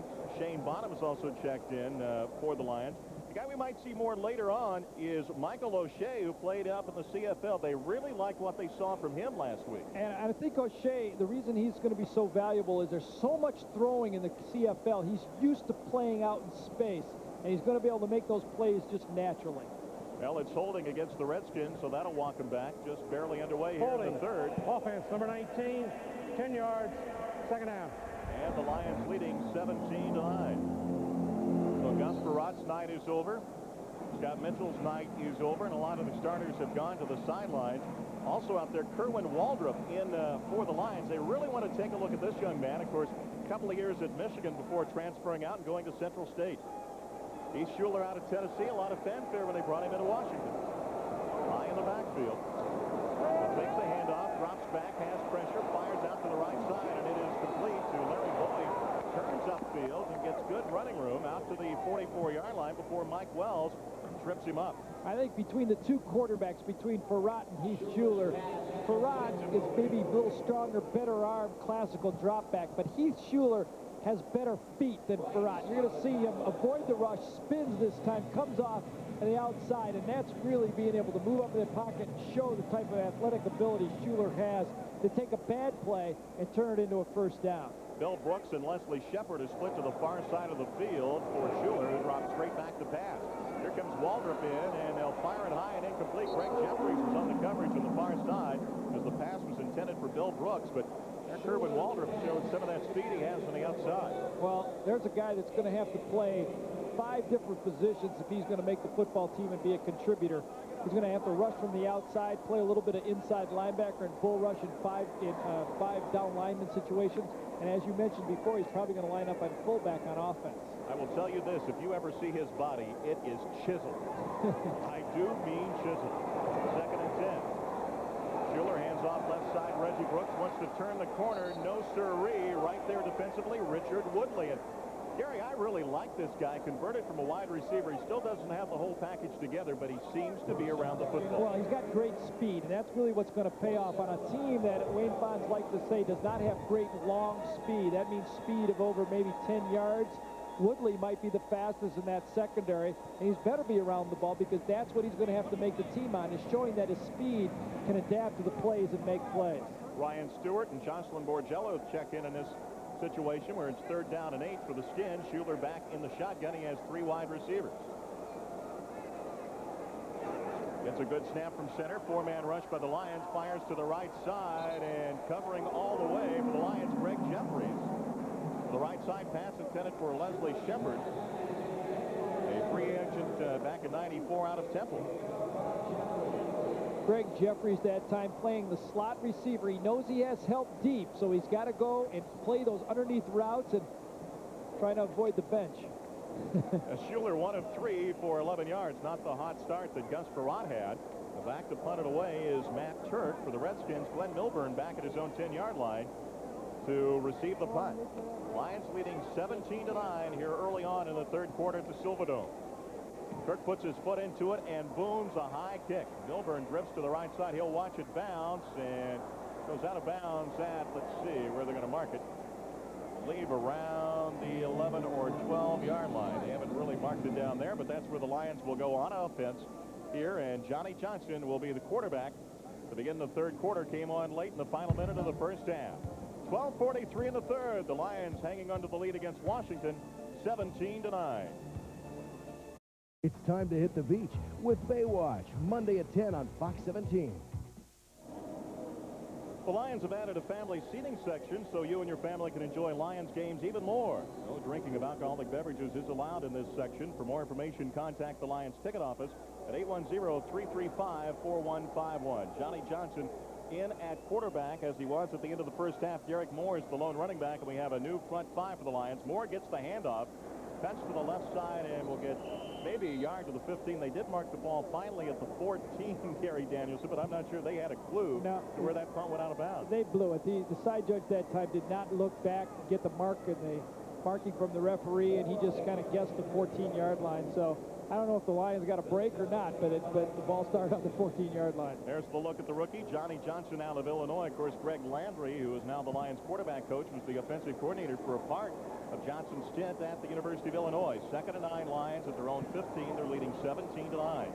Johnson straight back to pass, has time, fires it out to the right side to Derek Moore, turns upfield, has the first down and more before being pushed down on the far sideline by Jeremy Asher. A 6-foot rookie. Well, that offensive line now, we've got Jeff Jones in there, Tony Semple, Howard Smothers, Hesley Hempstead at the center. Chris Harrison is also in there, and Ryan Grigson. Well, as much as I hate to bring this up, Johnny Johnson had a moment of fame last week when he hit Miles Basic in the end zone for a touchdown to give the Lions a chance to win in college. Not what he's most famous for. He unfortunately won a game against the University of Michigan, a team I happen to call the football games for, and there it is, an upset. Yeah, that broke the back of a lot of people, that play. Play fake Johnson fires downfield, way too high for Glenn Milburn. And he knows it. And there's a flag down at the line of scrimmage. A couple of guys to watch here on this offensive line. Chris Harrison and Howard Smothers. Wayne Font saying they watched the tape from last week's game. They liked both of them. Their play that they had on the line as backups. Well, that's why Wayne, after games, is so non-committal sometimes about how his team played. Because until you really go study the films and look what they're doing, who they're against, and why maybe the rush was... Offense, number 62, 10 yards, first down. You really can't comment on anything more than what we, the average fan, sees up here from the stands. When you keep your eye on the quarterback and the wide receivers, you really don't know much about how the offensive line is playing. Kes McCorvey in at the wide receiver near side. To the far side, Miles Masick, Glenn Milburn, Johnson back to pass, steps up in the pocket, fires left side to Moore. He gets it as the outlet, breaks one tackle, and just stretches out and takes it to about the 26-yard line. Daryl Morrison still in there defensively for Washington, pick up a 6. I think that's why Derek Moore is such a valuable player for the Lions as a backup player. Should anything happen to Barry, pulls a muscle or slight ankle sprain, we're not going to go anything farther than that right there. You got a guy that can come off the bench here and catch the ball out of the backfield, block the blitzes, and run the tough yards up the middle. With the wide receivers and the tight end the Lions have now, that's about all you need in an emergency situation. It's 2nd down and a long 13 as Masick comes into motion to the near side of the field. Hand off to Moore on the delay. Broke a tackle in the backfield, and then he is pull whipped to the ground. Did he collide heads with Brian Walker or what? Just gave him both arms right up into the chest.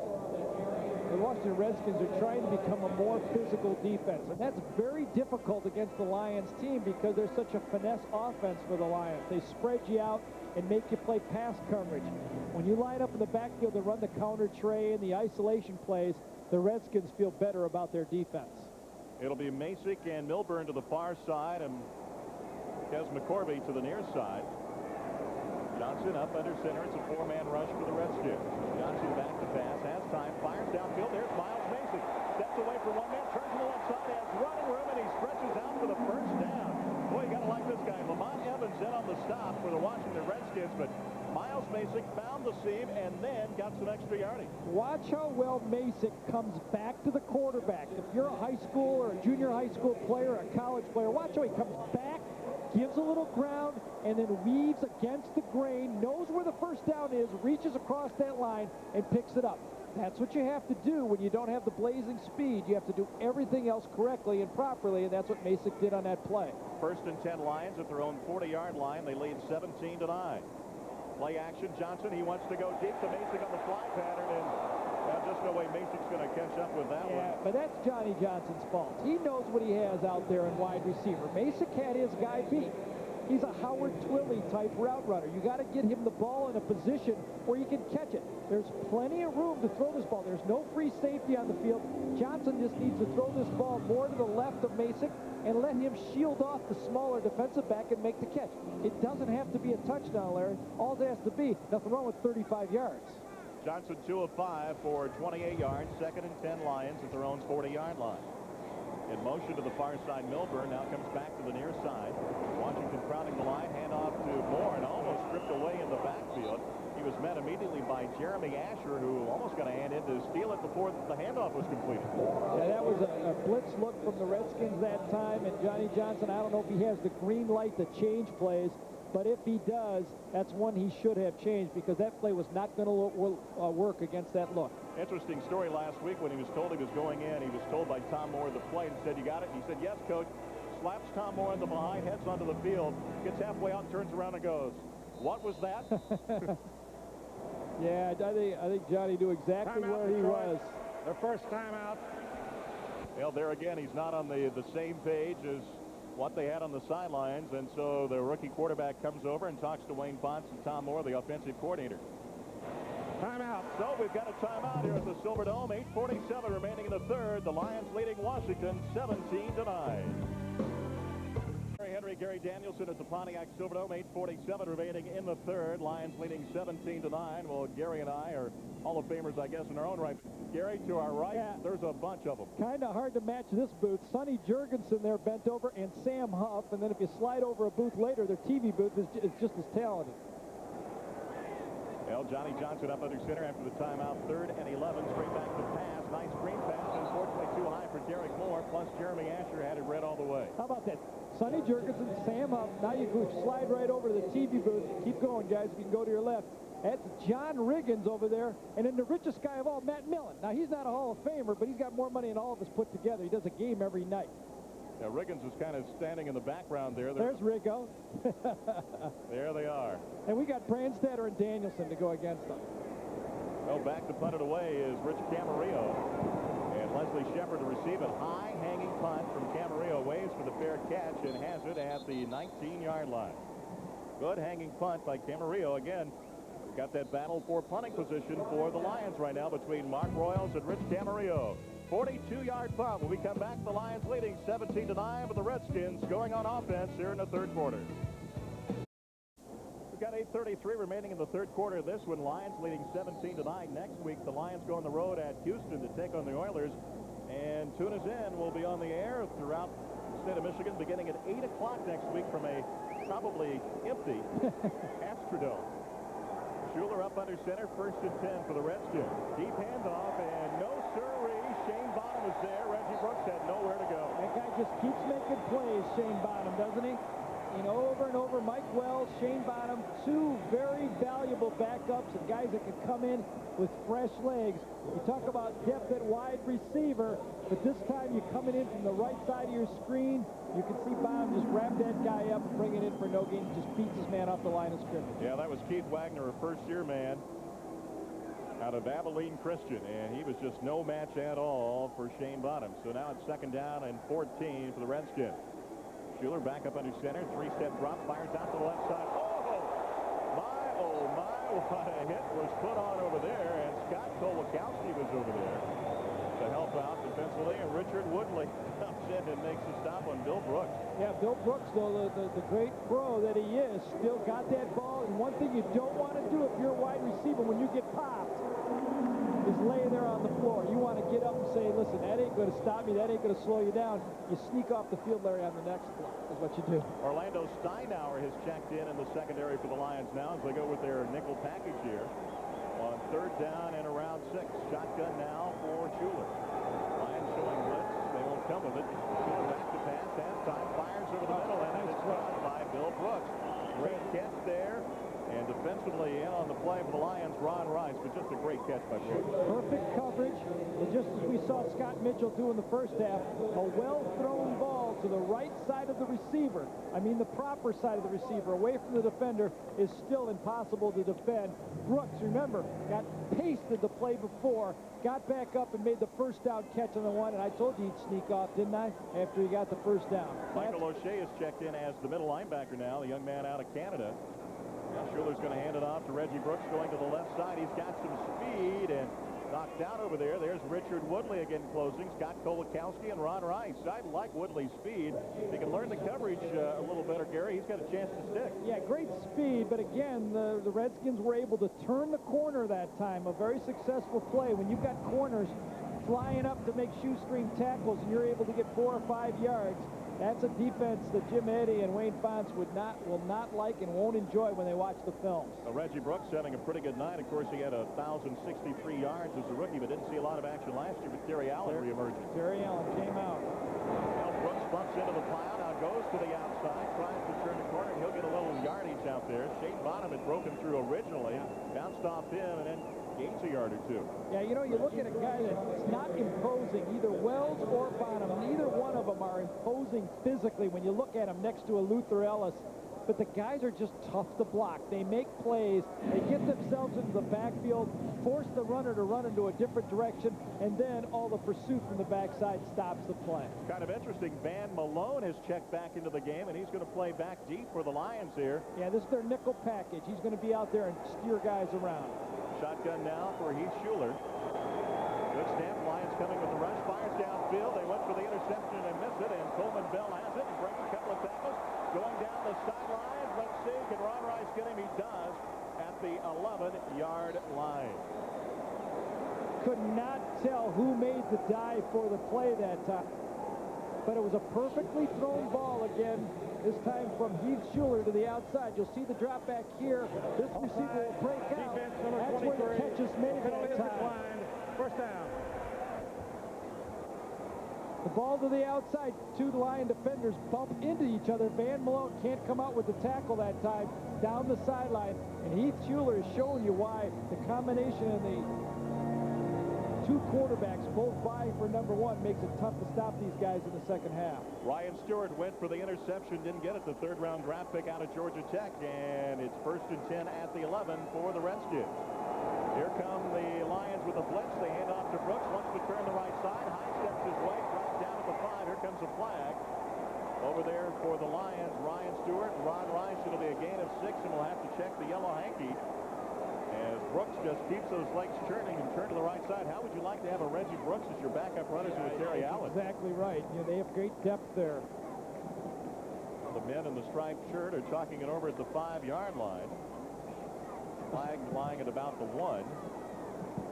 And they've yet to make a decision. Well, there's a couple of flags. There's one back in the backfield. Yeah, Joe Patton and Antonio London got into a little bit of a fisticuffs after the play. I don't think that was the original call on the play, but it might be tacked on to it. It was a dead ball foul. There is no foul on the defense. We do have a personal foul. 68 offense. 15 yards. 2nd down. That was Joe Patton. He and Antonio London got into it after the play was down, and that's what's going to be a dead ball foul, 15 yards, and it should be 2nd down. It'll be from the point of the foul, so it won't be 1st and 25. It'll be from where the play stopped. It'll put the ball approximately out to the 20-yard line, Larry. Well, that's a big penalty against the Washington Redskins in this situation. 4:37 left here in the 3rd, and the Lions leading 17-9. And they won a victory in a really bad way. I asked Wayne Fonts last night, you said you wanted to win the first game. You had to put in the backups and knew the level of quarterback play was going to drop off. And here tonight, you're running into a situation where when they go to their backup quarterback, he's a number 1. Yeah, very similar to last week for the Lions. They got a lead, and I think that's why he kept Mitchell in a little longer than he wanted to. He got a little bit of a lead, and now he's trying to hold on to it, but this game is far from over, and Heath Schuler started out a little slow, but he's caught fire. This was a big penalty against the Redskins. It's 2nd and 19 now, just outside the 20-yard line. Schuler straight back to pass. Fires out to the left side. Brooks, he has it to the 15, to the 10. Jocelyn Borgello over there, and Scott Kolakowski to finally knock him down. And Kerwin Waldrop was trying to make the rush, and he was hog-tied coming in on the right side. A big pickup for Washington after the penalty moves it up to about the 8-yard line. This was such a well-thrown ball, just an easy pass to the flat, but Brooks caught this ball on the dead run, and that's why he was able to gain so much yardage after the catch. Cole Wachowski comes out, Antonio London, and Michael O'Shea, who's getting a good long look by the Lions. Richard Woodley has checked in. The Lions going with their nickel package. 3rd down and around 7 for Washington. Handoff to Brooks going to the left side. Has a blocker out front. Can he turn the corner? He does. Stretches out. Touchdown. Boy, he got up ahead of steam, blocking for him out front. Ron Lewis opening the door for Reggie Brooks to get into the end zone, and now it's 17-15. The Lions lead shrunk to 2. Yeah, especially when it was 2nd and 20 for the Lions that time, and they end up giving 7 points. That's really disturbing to the Lions, except for Heath Schuler, Larry. Everybody on this Redskin team is a backup, so they are running the ball right at backups against backups and making yardage right now. I'm not sure, though, you can call Reggie Brooks a backup. Well, he's 2nd string on this team, and that's the way you got to do it. Guy gets 1,063 yards his rookie year. Now as a backup because of Terry Allen. And I tell you, he is playing this game like he wants to get back out on the field in the regular season, too. Scott Blanton on for the PAT, trying to make it a 1-point ball game. Rock the hole, kick on the way. It's up, and that was a singleton advantage now for the Lions. 3:41 left here in the 3rd period, and the Lions trying to hang on to the lead. It's Detroit 17, Washington 60.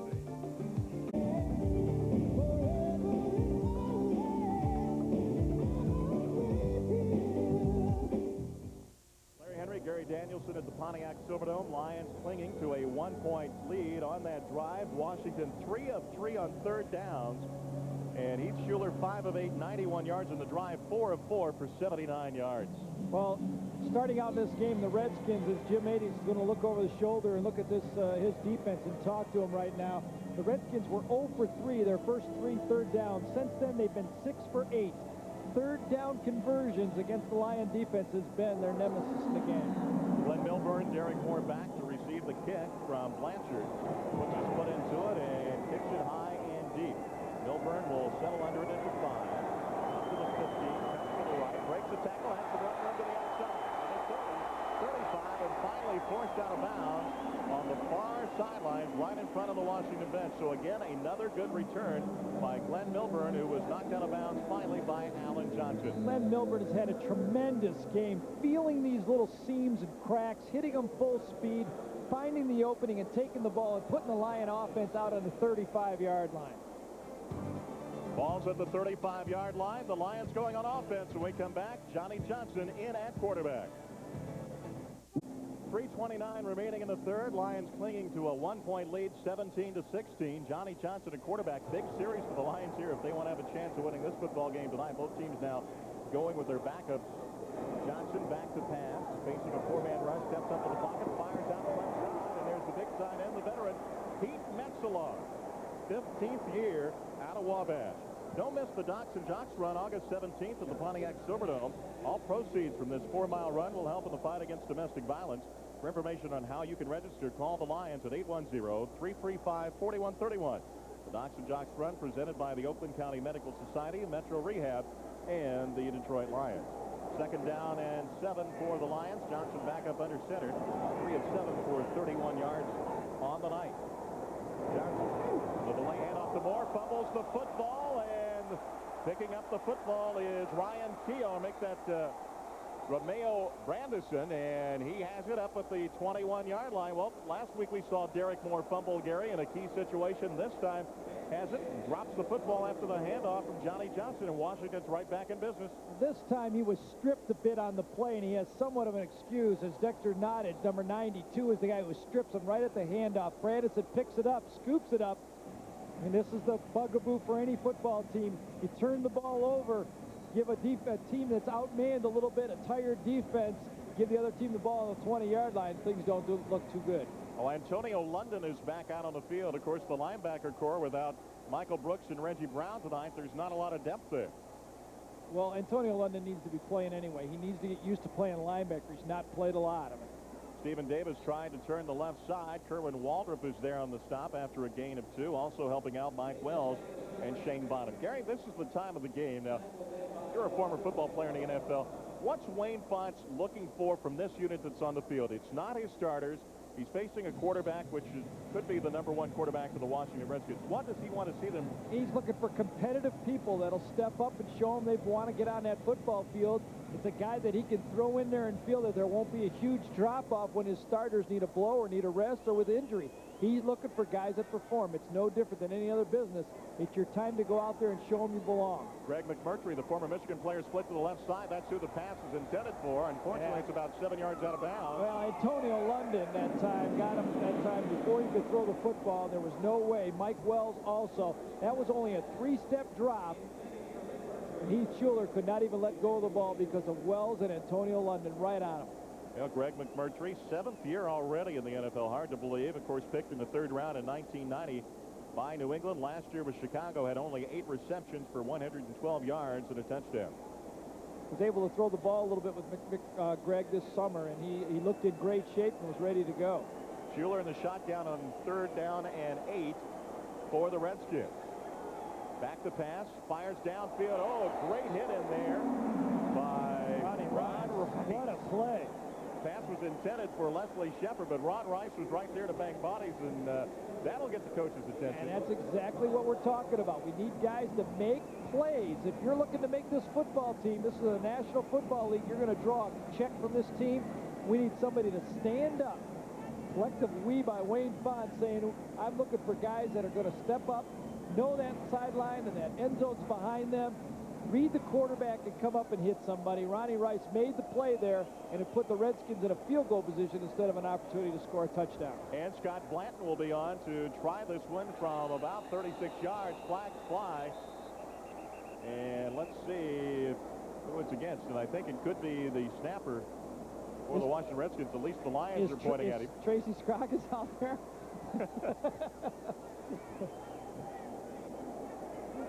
Prior to the snap, 69 offense, false start, 5 yards, still 4th down. Larry, I'll tell you, in warm-ups, Branton was hooking all of his kicks. Let's see if he can keep this ball between the goalposts. He was hooking them from the right to the left. Well, that's going to cost him 5 yards and make it a much longer attempt. Let's see where they're going to spot the ball. It's right at the 24. So it's a 34-yard field goal attempt from, well, make that longer. It's back at the 31, excuse me, a 41-yard field goal attempt from the far side hash mark. Let's see if he hooks this ball. He's hooking very badly. It's up, it's long enough, and it's true, and the Redskins have taken the lead with 1:45 remaining here in the 3rd, thanks to the turnover. Derek Moore's fumble picked up by the Washington Redskins, and they convert it into 3. Now let's take a look at our sprint break call of the game. It was only a preseason game, and it was the only call that could have been made. But the result was one of the most exciting finishes ever to a Detroit Lions preseason contest. Last week against New Orleans with time running out and the Lions trailing by a touchdown. There it is. Rookie quarterback Johnny Johnson taking the snap, stepping in the pocket, firing a pass to rookie Miles Macy, who made one of the greatest catches ever seen in the Silverdome and gave the Lions a chance to win. They went for 2. Unfortunately, they came up short. But that was a big play for both Miles Macy and Johnny Johnson. You bet. When you're trying to make a football team, you can pull one of those off. That is big time. Well, the Lions trailing in this one, Gary. Once again, it's like last week. They build the lead in the first half, but the 2nd and 3rd stringers can't hang on to it. Yeah, but remember, Don Mikowski's going to be back in another week. Their backup quarterback is as good as anyone in the league, so I don't think there's any reason for concern. And I really think the way the defense stepped up that time, Ronnie Rice showed again he made a play. The Lions defense held them, no first downs, held them to a field goal. That's encouraging. Eddie Murray's going to kick it off this time for the Washington Redskins. And Eddie Davis, down to the University of Michigan, is back along with Derek Moore. Eddie puts his foot into it, and, well, Davis and Moore are going to fight for it. And Derek picks it up finally at the 5, 10, 15, finds running room, tripped up, and falls out to the 24-yard line. Well, Eddie Davis wanted a chance to show what he could do. The young man out of the University of Michigan. No fighter kid, let me tell you. And Derek Moore wanted to make amends for the fumble last week and the fumble on the last time he touched the ball. So there was a fight over that football. Now we've got to change at quarterback for the Lions. Rick Strom is in. The 7th-year pro out of Georgia Tech. Of course, Gary had last year off from football. What does that do to a quarterback when you're a year away? I have no idea. It's hard to believe that you could take a whole year off football and come back and get the pace of the game. Throwing in practice is one thing. but seeing those big bodies flying at you again, it has to be tough. Strom up under center. It's a 5-man line for the Washington Redskins. Milburn will go into motion to the near side of the field. Handoff inside to Derek Moore, just straight ahead running. And I think that was more to get Derek's confidence back. Stopped by Jeremy Asher and Patrice Alexander. Gain of 7 for Moore. Well, you fumbled the last time you carry it. Why not give it to him and get his confidence back right away? Nice block this time by number 62, Tony Semple, coming across, trap block inside. Same play that Barry Sanders scored a touchdown on, going the opposite direction this time.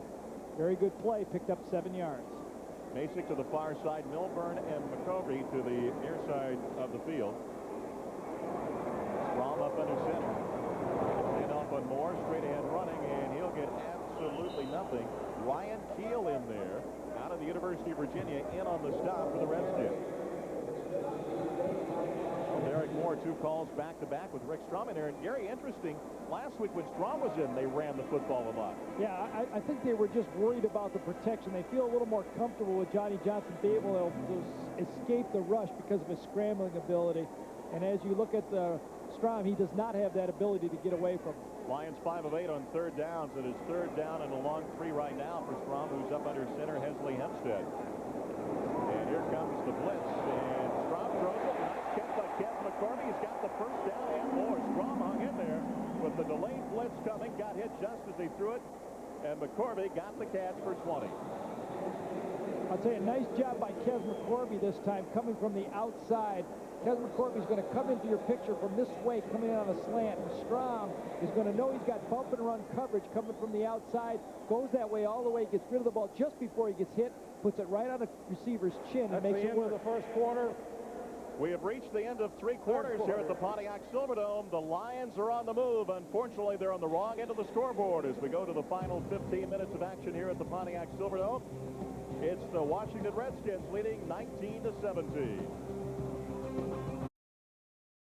Get underway. Lions trailing 19-17. They have the ball at their own 49-yard line. 1st and 10. Rick Strom at quarterback for the Lions. 3rd quarterback on the night. First up, of course, tonight, Scott Mitchell. Eric Lynch is coming in running back. Strom back to pass, has time, fires left side. Headed for Kez McCorvey on the comeback, and just comes up short. Nice pass that time by Strom. McCorvey, little to come back on that one, and it's unfortunate McCorvey didn't catch it. Yeah, it was that fade stop again. It's that pass where it looks like the fade. He's going to go long, and only the quarterback and the receiver knows he's going to throw it behind. You see the bump and run guy, he never sees it. Kez McCorvey drops it. Yeah, should have had that one, no question. That's perfect execution by Strom and the receiver.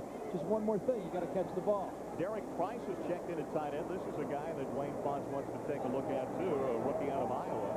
Strom back to pass, has time, fires over the middle with Milburn. He has the 1st down out to about the 37-yard line. Patrice Alexander on the stop for Washington, but it's a pickup of 15. Glenn Milburn is going to be a huge addition to this team. Absolutely. If there's ever been I know it's hard to say $1 million bargain, but Milburn is $1 million bargain for this football team. Wait until they figure out that 4 wideouts with him in there and Barry Sanders take out Sloan. He is going to get great matchups and be able to just cause fits on that defense. 1st and 10 Lions. They trail by 2, but they're driving. Fumble on the exchange from Sanders. Strom picks it up, though. He and Hesley Hempstead misfire on the quarterback exchange, and that's the first time we've seen that this season. It really was, but I'll tell you, it was so unfortunate because the Redskins only had 10 men on the field that time. 11 against 10. They didn't have one of the receivers covered at all, and you drop the snap. That'll be 2nd down and 11. We have 14:07 left here in the 4th quarter. The Lions down by 2. Again, next week they're at Houston. We'll have that game for you beginning at 8 o'clock next Friday night.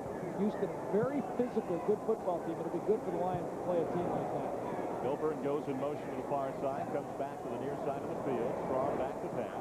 Has time, fires to Milburn, and, well, I'm not sure it was away from him or Glenn should have caught it. It's neither or. Again, one of those miscommunications between the receiver and the quarterback. Milburn stopped seeing a zone coverage. When you see a zone, the receiver is going to stop in the zone. That time, Strom thought he was going to keep coming across. Rich throws the ball a little bit out there. Milburn stops, incomplete. Everybody boos. Big 3rd down for the Lions. 3rd and 11, and they trail by 2. It's out of Jason Hansen's field goal range right now. You sure? I think so. In motion goes Derek Price, comes back to the near side. Strom back, has plenty of time. Fires, Derek Price out of Iowa with the reception what taking a year off helps you. He has shown he can throw the ball. Better protection tonight than he had last week when you said he mostly handed the ball off. This time Strahm gets back in the pocket. Nice protection from that second unit. Throws the ball on the line about 35 yards, right on the button, right to the sideline, first down. 23-yard pickup, and it's a first down for the Lions at the Redskins' 14-yard line. They trail by 2 here, trying to even up their preseason mark at 1-1. Strahm has time. Pump fake goes to the end zone to Mason. Jump ball! Oh, and the flag goes down. Mason interfered with in the end zone. Boy, did he make a great leap and try for the reception in the corner. I think Miles Masick might be called on this one for interference. If I'm making the call, I'd have to think about it either way there because it looked like Miles shoved right before the ball came. Well, we'll let the guys in the striped shirts iron this one out. They're having the meeting at the goal line. Interference, number 22 defense, in the end zone. First down from the 1-yard line. Went the Lions' way that time. This is when a lot of jockeying's being done. Both guys pushing on each other. The ball goes up. Miles puts it up, and I think that's one Miles thought he could grab. They call interference. One of those iffy plays, I think. But 93 is reported eligible. It went the right way for the hit. You see Miles right there on the sideline. He thought he should have had a lot easier catch than last week's. Kerwin Waldrop checks in as a fullback in front of Eric Lynch. Short yardage situation. They'll bring in 3 tight ends. Price in motion. Hand off to Lynch. And does he get in? Awfully close. Nope, he's going to be short. Romeo Brandison in there on the stop out of Oregon. Couldn't tell if Kerwin that time was able to get a hit on anybody. It looked like he stumbled coming out of his stance. And Larry, that's the toughest thing for a guy who's not used to doing that. Just getting down there and knowing how to come out of his stance. Yeah, Kerwin Waldrop, they're trying to see what they can do. They like this man. He's got a lot of athletic ability. I say, man, I introduced myself at the first day of training camp, and he called me Mr. Henry. Well, I've never had a professional athlete ever do that. Eye in the backfield again. Second and goal. Hand off to Lynch. Left side. Touchdown. Okay, he made a hole that time. Just followed big 93 right in there. And that was a nice drive, led by Rich Strahm, who made some pretty passes on that drive. They got it down to there, put it in Miles Masick's hand, got the call from the official, and they put points on the board. Yeah, Kerwin Waldrop there made a big tackle up front. Look at that. It clears the opening. You can see Kerwin's 5 yards into the end zone, and then Eric Lynch just follows through the hole he made. Not only that, but let's salute Howard Smothers and the whole second unit of the offensive line that gave the quarterback time to throw the ball and opened up some holes. Camarillo will hold this time for Jason Hansen. Lions lead 23-19, make it 24-19. And now the Lions have scored with the second unit on the field, and actually they're maybe number 3 quarterback. You know, when you look at Rich Strahm and Johnny Johnson, as we take one more look at the touchdown right here, they want to show that they can move the offense, and this drive with the second unit goes a long way. Kerwin Waldrop opens the hole. Eric Lynch lugs the leather into the end zone. Lions lead 24-19. Nice drive by the Detroit Lions to reclaim the lead, 24-19. Rick Strahm in at quarterback that time, marched the team down the field, 10 plays, 78 yards, 4 minutes, 14 seconds. Eric Lynch, the 1-yard run, and he got great blocking from Kerwin Waldrop up front. Well, don't forget, later on we'll have our Miller Lite Player of the Game, and we're going to have a couple of choices here on this one tonight as we watch. That's Leonard Renfro, I think. Yeah, Leonard Renfro limp off the field, a 4th-year player out of the University of Colorado. Miller Lite Player of the Game coming up later on. Well, you can pick Scott Mitchell. You can pick Johnny Morton. Yeah, Leonard Renfro, of course, from people around here. He's from Orchard Lake St. Mary's, a local guy that went out to Colorado, followed Bill McCartney out there, and limping off. Now I'm going to get a chance to see Colorado a little later on this year. Oh, that's a big game right there. University of Michigan heading out that way, and they want to return the favor of Michael Westbrook's catch, who has played in this game for the Washington Redskins. Big Ten teams have a tough time with those Colorado teams. Ask Wisconsin. They're getting blown off the field. I think you start looking at the mountain. Yeah, that's right. Hansen to kick it away. Back deep, Stephen Davis has it at the 3-yard line. Cuts right to the 10, to the 15, to the 20, and tripped up neatly down there by Eric Lynch. Eric Lynch, who just got the touchdown, or make that Ron Rivers, who got the stop. 24-19 Lions.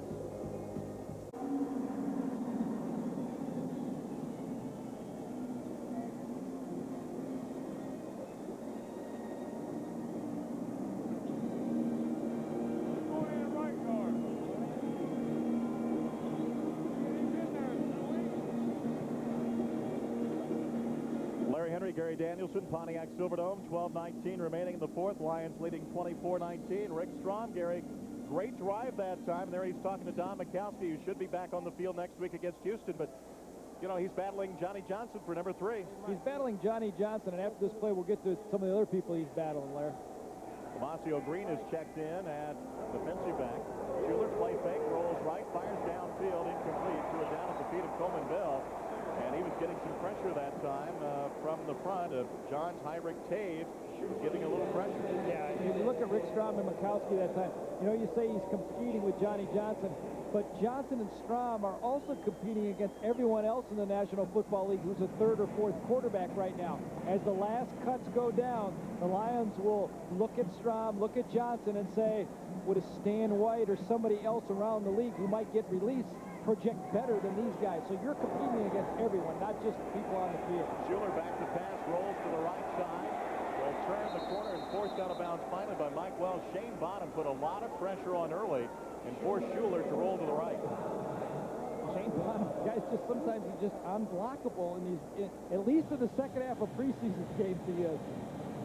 Well, this brings up a third down situation for the Redskins, 3rd and 10. It wasn't that long ago they were on top. Things not looking well for the Lions after they fumble the ball. Washington takes the lead for the first time, and they march downfield, get the touchdown, and now the D is playing good. Well, I think the big stop after that fumble when they held the Redskins to a field goal really changed the confidence of this backup group right here.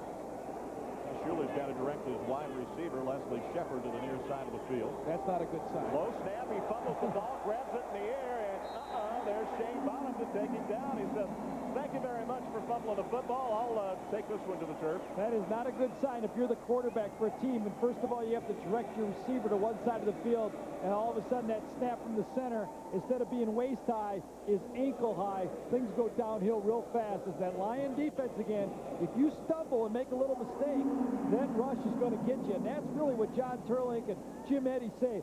Listen, you just go off stride just a bit, and we're going to be there. And the Lions backups have shown it again. They do it. Turk to punt it away. High snap pulls it down. Milburn back to receive. It is a high hanging punt. Milburn floats back to the 28-yard line. Turns upfield, looks for some running room, cuts to the right corner. Now it's turned back to the left. Oh, here we go. Across the field. He's got some running room. Turns up inside, and a great one-handed stop made by the Washington Redskins player, and that's Larry Jones out there. Otherwise, he might have been able to go downfield. Wow, you remember him when he was at Stanford? He used to do that all the time. The guy is just a gifted athlete in the broken field. And that's what the Lions, they've been missing that since Mel Gray left, and he's brought it back to the football team. And you look at him, they will line him up sometimes this year as the tailback in place of Barry Sanders. You look what he can do. Receive the ball, run. Pretty good runner. Yeah, well, you just can't expect him to run up between the tackles a lot. He's just too diminutive. Well, let's see what Strom can do again. Hensley Hempstead is the center. Masick to the near side of the field. McCorvey far side. And Eric Lynch is the lone running back. Hand off to Lynch, and he is met head on and will get no yardage whatsoever as Romeo Bandison makes the stop for the Washington Redskins. Also checking in, Deriki Mose for the first time. A rookie out of Grand Valley State. Of course, another Grand Valley Stater in there with Eric Lynch. And, of course, two of them, Grand Valley's been good to the Lions. Rob Rubik, tight end, and Jeff Chadwick, of course, a wide receiver. A lot of guys playing on this team from Grand Valley. Under 10.5 remaining. Lions leading by 5. Strom back to pass. Fires to Masick off his hands and almost intercepted. Went through the hands of Eric Sutton. Masick upset. He pounds the carpet there. One that maybe should have had, especially with the great hands he has. And Gary, you should know because you've worked with him. We talked about it last week. He's got great hands. He really has. He's come on in his receiving ability, but he expects to catch all of those balls. This one he had to lay out for, but it's one of those plays that you want to come up with. You know you're under the microscope when you're trying to make a football team. Every one of those you come up with is a better chance of making the team. 3rd and 10 for the Lions. 4-man front for the Redskins. Strom will back up and pass downfield. There's Price again. He's all alone at the 40. Stiff arm. Teammate is gone. 10, 5, touchdown. Derek Price, the tight end out of Iowa. Strom hits him. No one near him. It's a 73-yard touchdown reception. There was no one within 5 yards of him. Yeah, I'll tell you, but there was a corner, number 22, Eric Sutton, that was trying to chase him. That probably runs a 4-5, and watch Price come out to the flat, number 46. Strom goes to him down the sideline. Now watch him stiff arm and then outrun the corner down the sideline. Now that's the way you make a football team. You make a play, and he got some separation after he broke away. A 63-yard touchdown pass with some wheels, and that Price will be on the football team. I can guarantee that. I'll make a prediction right now. When you can run like that, the size he is, it's hard to cut a guy like that. Jason Hansen on for the PAT. Royals will hold. Kick on the way. It's up. It's good. And, boy, it's hard to believe just a short time ago the Lions were looking up the scoreboard trailing 19-17, and now they lead 31-19 with 10:09 left. The defense has done the job, and Rick Strom all of a sudden has a hot arm. Yeah, he's looking downfield, comes off to his second receiver just before he gets tattooed under the chin. There's no way he even saw the play as Strom wakes up with a touchdown pass. The Lions have 2 touchdowns in 2 minutes and 22 seconds to go on top, 31-19. Bell Tire, proud to sponsor the Detroit Lions this season. For each touchdown score for the Lions in all preseason and regular season games, Bell Tire will donate $100 to Detroit Lions charities. The Lions and the charities served by the Lions Foundation say thank you to Bell Tire for this generous donation. Well, a good run back coming up by Stephen Davis, finally stopped at the 29-yard line. One more look at Rich Strom taking that pass, waits as long as he can. His eyes will be downfield. He's looking for Masick. Not open. He knows he has a tight end, finds him, takes it right under the chin. Knockout blow. He said, oh, man, that hurt. And you wake up with 6 points on the scoreboard. That's fun. Take one of those every time. As Derek Price showed, he can turn the corner with that football. Rich Strom's had himself a nice quarter of football here. Okay, we finally got somebody from a real school in a quarterback, Indiana. Trent Green's in there. Yeah, Trent Green talked to Cam Cameron, the quarterback coach for the game. He says Trent has had a good camp. Interception by O'Shea. Off the intended receiver, Michael O'Shea turns to the right side. The Lions are back in business again at the Redskins' 26-yard line. I don't know if Trent Green saw what happened, but this was a perfect throw. It just popped up in the air, and O'Shea got it. Looks like it was intended for William Bell. Let's see. That's exactly. William Bell caught it, tried to run with it. I'll tell you, if I'm a quarterback right now, I said, that's not an interception. That's a catch and a fumble. So Shea gets it, turns to the outside, and a game that looked a little bleak, as we were saying maybe 5 minutes ago, all of a sudden it's turned around in a big way for the Lions. And a lot of people are going to get a chance to play. Dan Latour, a rookie out of Rutgers, is checked in as a tight end position for the Lions. Let's see who else is out there. Any other changes that they may have made? Lynch stays in. We have Mose going to the far side of the field. Masick is to the near side. Hand off to Lynch straight ahead, and he gets maybe a yard, and that is it before he is hauled down by Urban Collier. A yard and no shoe. Anytime your shoe goes off when you try to run a play up the middle and you're not Barry Sanders, you're not going to gain a lot of yards. Gary, I'm a little surprised here. I've got to be honest, a little surprised at the way the defense has played. I realize Washington's got some second and third stringers in there, but they've got Heath Schuler out on the field, and they have recently just taken it to them. I'll tell you, guys like Woodley, Ronnie Rice, Shane Bonham, Mike Wells have really stepped up and played some football. You asked me what Wayne was looking for. That's what he's looking for.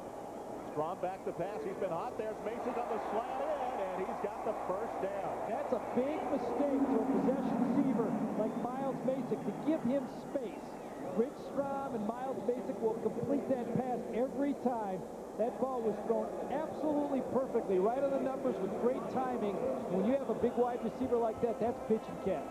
Pick up from 12, and that's going to be an interesting decision. Do you go with 5 wide receivers? Of course, Milburn's a return specialist, a receiver, and a running back. I think Miles Masick has moved from a practice squad to making this team. Well, he's got a fight ahead of him still because of the depth at receiver, but he has played brilliant football when he's had a chance. Strom rolled right, looks left, goes to McCorvey, a little pushing match down there. There will be no flag. Again, a pushing match with Scott Turner over there in the end zone. The crowd cooling, but both players were giving it a good go.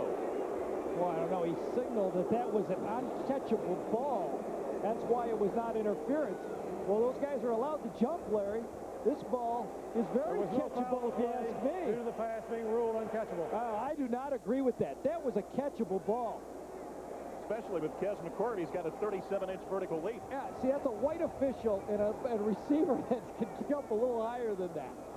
That official couldn't jump that high. Strom hands off to Lynch, and he'll get a yard or two before being tackled by Patrice Alexander. Gain of 2, and that'll bring up third down for the Lions. Clock keeps ticking. We're down to 8:07 here in the fourth. The Lions leading 31-19. They trailed 19-17 and then back-to-back touchdowns in 2 minutes and 22 seconds. Yeah, and perfectly thrown balls by Rich Strom. He is really, you know, how quickly the stories change. A week ago, we're all talking about Johnny Johnson, and now Rich Strom comes in here and says, you know, I can play 2 guys. Raise my hand a little bit. Give me a chance. I'll show you. Lions 8 of 11 on third down. It's 3rd and 9 right now. Send Latour in motion to the far side of the field. Oh, Strom back to pass. Looked like there was movement. Fires out to the left side, intended for Latour, and now there is a flag down at the line of scrimmage. Matt Vanderbeek out of MSU was the one that got a hand on that one. yeah, I think the Lions were in motion that time. The Redskins will probably decline the penalty and let the Lions kick a field goal. Put yourself up by, let's see, 30. We have an illegal shift. 2 players moving at the same time on the offense. The penalty is declined. 4th down. I almost had to take my shoes off, Gary, to count up the point differential. Not very often did you get those 15-point leads in these games. No, not especially the way it was going for the Lions. When they fell behind, you had a feeling with the second and third stringers that the same scenario that happened last week was going to occur, but then lightning struck. Rick Strom got hot. The defense came on, and before you could blink, the Lions were on top. Here's a 30-yard field goal by Jason Hanson. That's a chip shot, and he's got it. And the Lions now lead 34-19. It's been a great fourth quarter. 7:28 still remaining. The Lions leading by 15, trying to even things up in the preseason.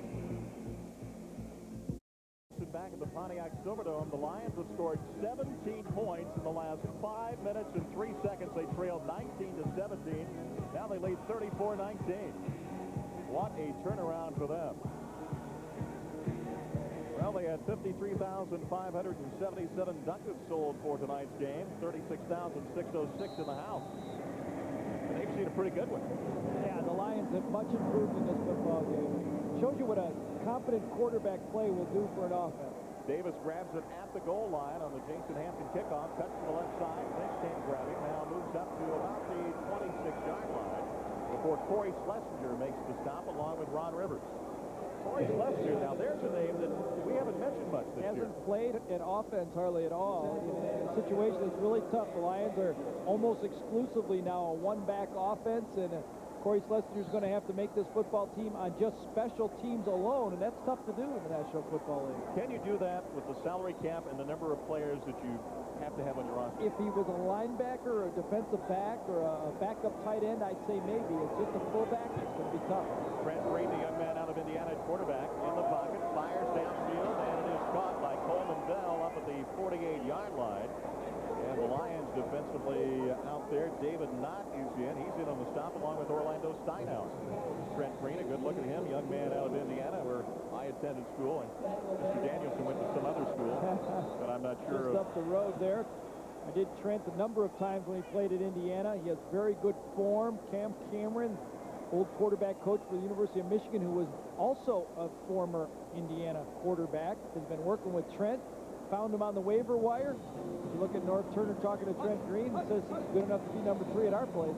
Looks like David Knott is the player that is down on the field for the Detroit Lions. Kent Falb is out there, the trainer, who's not really been that busy, and we'll knock on wood here on the table. And that's one of the keys that Wayne Fonts talks about every week. His keys to the game or his wish list, no injuries.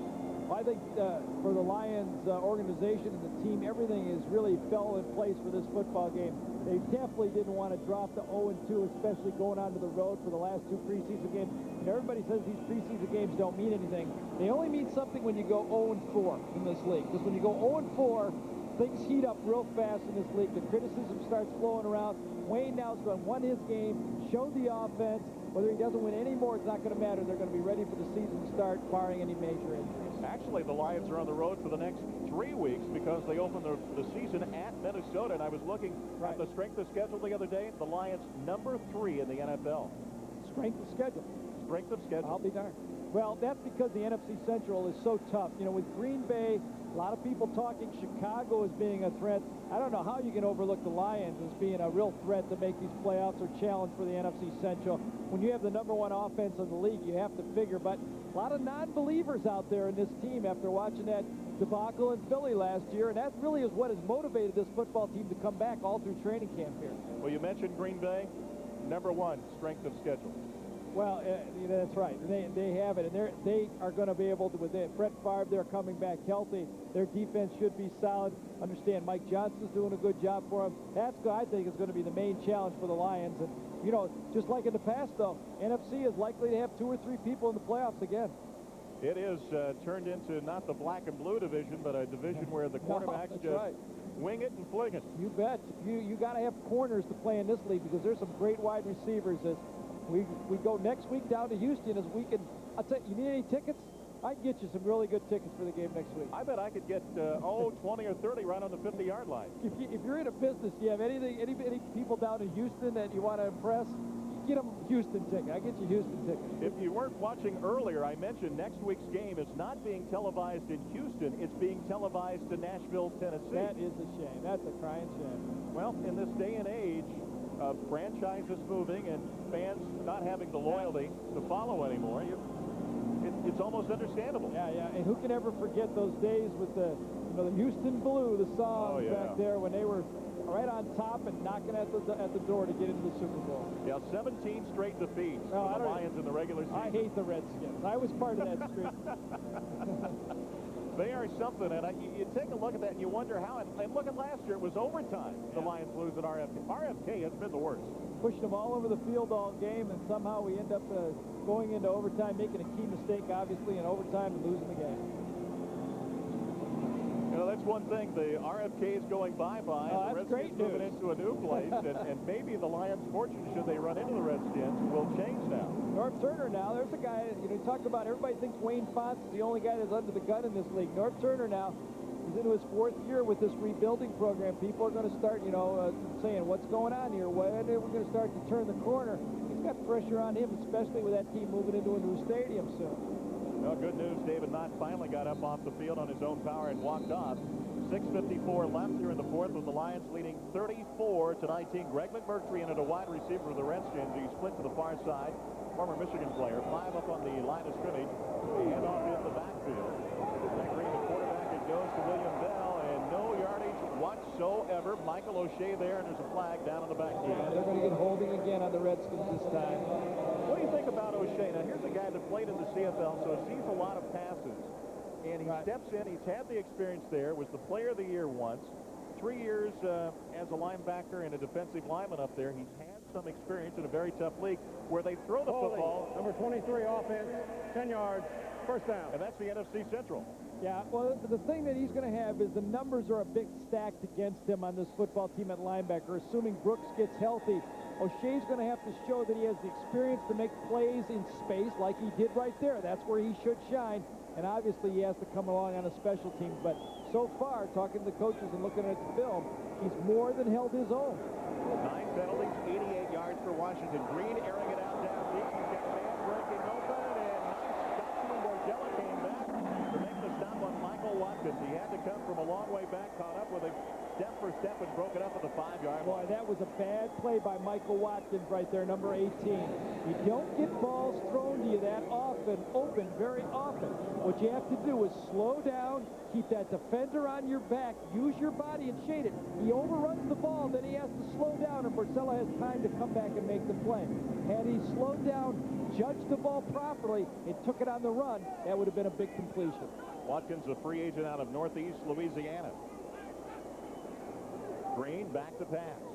Has some time, fires out to the right side. Flag is down on the near side of the football field as it goes to Coleman Bell across the way. And that flag was thrown right in front of the Lions bench. So we'll have to check this one out. All of a sudden, they've gotten hanky happy. Yeah, well, they haven't been on TV very much, and they know the game's televised. That's one thing. The Lions have not had a lot of penalties in either preseason game, Gary. Well, that's good news. I mean, if they can keep that up, that'll pay off in the long run. And Washington had 10 last week, and if this is against them, it's number 10 on the night against the Redskins. I don't know who this is. not see it. Lions have 5 for 31 tonight. Ineligible downfield. Oh, we've got Ineligible player. substitution. Too many players on the field. That's what it's going to be. Shane Bottom comes off. Too many men on the field. Defense, penalties decline. Second half. Had 12 men on the field and gained 15 yards. Third down. Well, I thought both quarterbacks, actually all the quarterbacks in this football game, when you look at it, Brott, Schuler have done well. Scott Mitchell was brilliant. Rich Strom has really picked up where Mitchell left off. yeah, Strom has come on and helped lead the Lions to a couple of touchdowns after they were trailing 19-17. Came back to lead 34-19. I guess the only guy that really struggled a bit tonight was Johnny Johnson. He didn't really seem to get off and play with the authority that he did the night before, last week. I think the Lions would like to keep Johnson, and if he doesn't make it as the third stringer, put him on the practice squad. Well, you need someone to fulfill that job every day, throwing the other team's plays. Green back to pass, and they've blown the play dead. I thought there was some movement there on the line before the ball was snapped. The guys in the striped shirts finally realized that and blew the whistle dead. You just have to look what's available. Prior to the snap, false start, number 18 offense, 5 yards, third down. Boy, this is getting really sloppy here at the end. You know, this final 7 minutes may take 3 days to play. I think everybody's wanting the buses to warm up. Everybody realizes this game's over, and the Redskins are saying, okay, now if it ends here, it's 10:30, the game's over, and we get on the bus at 11:30, we fly out of here, we're home at 3 o'clock in the morning. That's cool. Let's get this thing over. It's a short flight to watch. I've done it.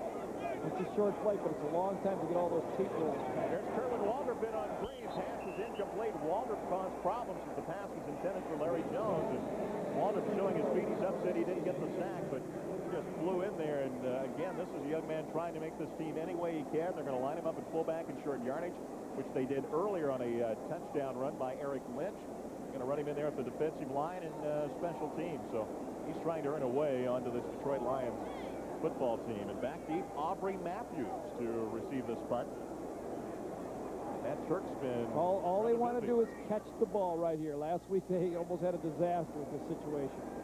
Well, Turk will put his foot into it and hangs it high. Matthews waits for a fair catch, and he has it at the 11, went down to a knee. 38-yard punt, no return, but the Lions will take it because it was knocked down through his hands and onto the field. Aubrey Matthews, a good job there of catching the football for the Lions, who lead 34-19 with 5:07 left. Don't forget Detroit Lions Online. If you're one of those computer whizzes, I almost can dial this one. You want to surf the superhighway, get online with the Lions, DetroitLions.com. We'll get you all the information you want on Lions Football 96. That's DetroitLions.com. And I tell you, if you have a computer, not only the Lions, but most of the other NFL teams, you can get all sorts of information. And the NFL also has their own. I'm flirting a little bit. I'm almost dangerous now with the computer. I guess you have to buy one of those computers to do it. Yeah, you can't do it with the back. Eddie Davis in at tailback for the Lions, young man out of the University of Michigan. Takes it up to about the 12-yard line, which will be a gain of 1. But more importantly, the clock keeps ticking. Eddie Davis, a real long shot to make this team 5'9", 197 out of the University of Michigan. Became a role player. We have a Tyrone Wheatley and a Tamunga Biakabatuka. There's not much chance to be the star, but whenever they needed a steady play, here came Eddie Davis on the field. That's the tough thing about going to those major colleges. They're drafting and recruiting guys every year to try to replace you when you're just like playing in the NFL. Lions 8 of 12 on third down tonight.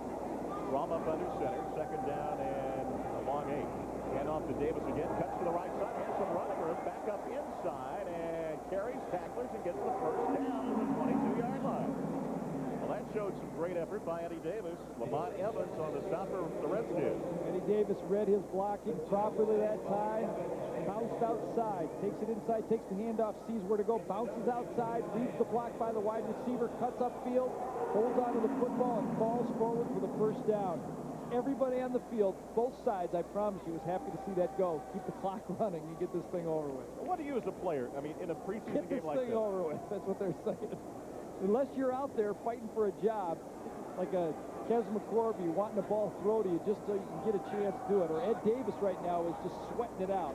But everybody else is wanting to get over. He's going to get another carry and has some running room. Picks up around 5 yards. That offensive line punching holes there. Urban Collier in on the stop for the Washington Redskins. But Eddie Davis rolling up the numbers. Also out there Desmond Ballard, a rookie out of Northeastern in at the wide receiver.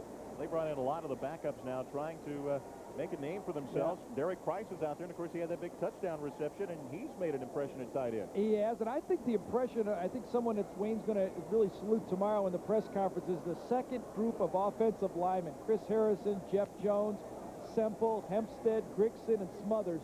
Those guys have really held their own. Robique is in there now at center, but they have done a nice job. We're down to 2:55 remaining here in the game. Handoff to Eddie Davis going left. Oh, fumbled the football. It's down on the turf, and Washington's got it. That's something you normally don't see from Eddie Davis, and the Redskins have it at the 25-yard line. Yeah, Don Reynolds that time got into the backfield, number 73, and forced that fumble before it even got away. You see the handoff, number 73 puts his paw on it, beat the block inside. The ball's falling on that time, and a big turnover. I think too late in the game, but who knows? We never know in these games anymore. No, we don't. Luckily, the Lions are up by 15, 34-19 well, with 2:45 left. At those 2-point plays again. Remember that. Trent Green at the quarterback for the Washington Redskins. Eye in the backfield. He's going to go back to pass. Runs out of time and goes down in the arms of Troy Bailey, a rookie out of Oregon. It's a loss of 8.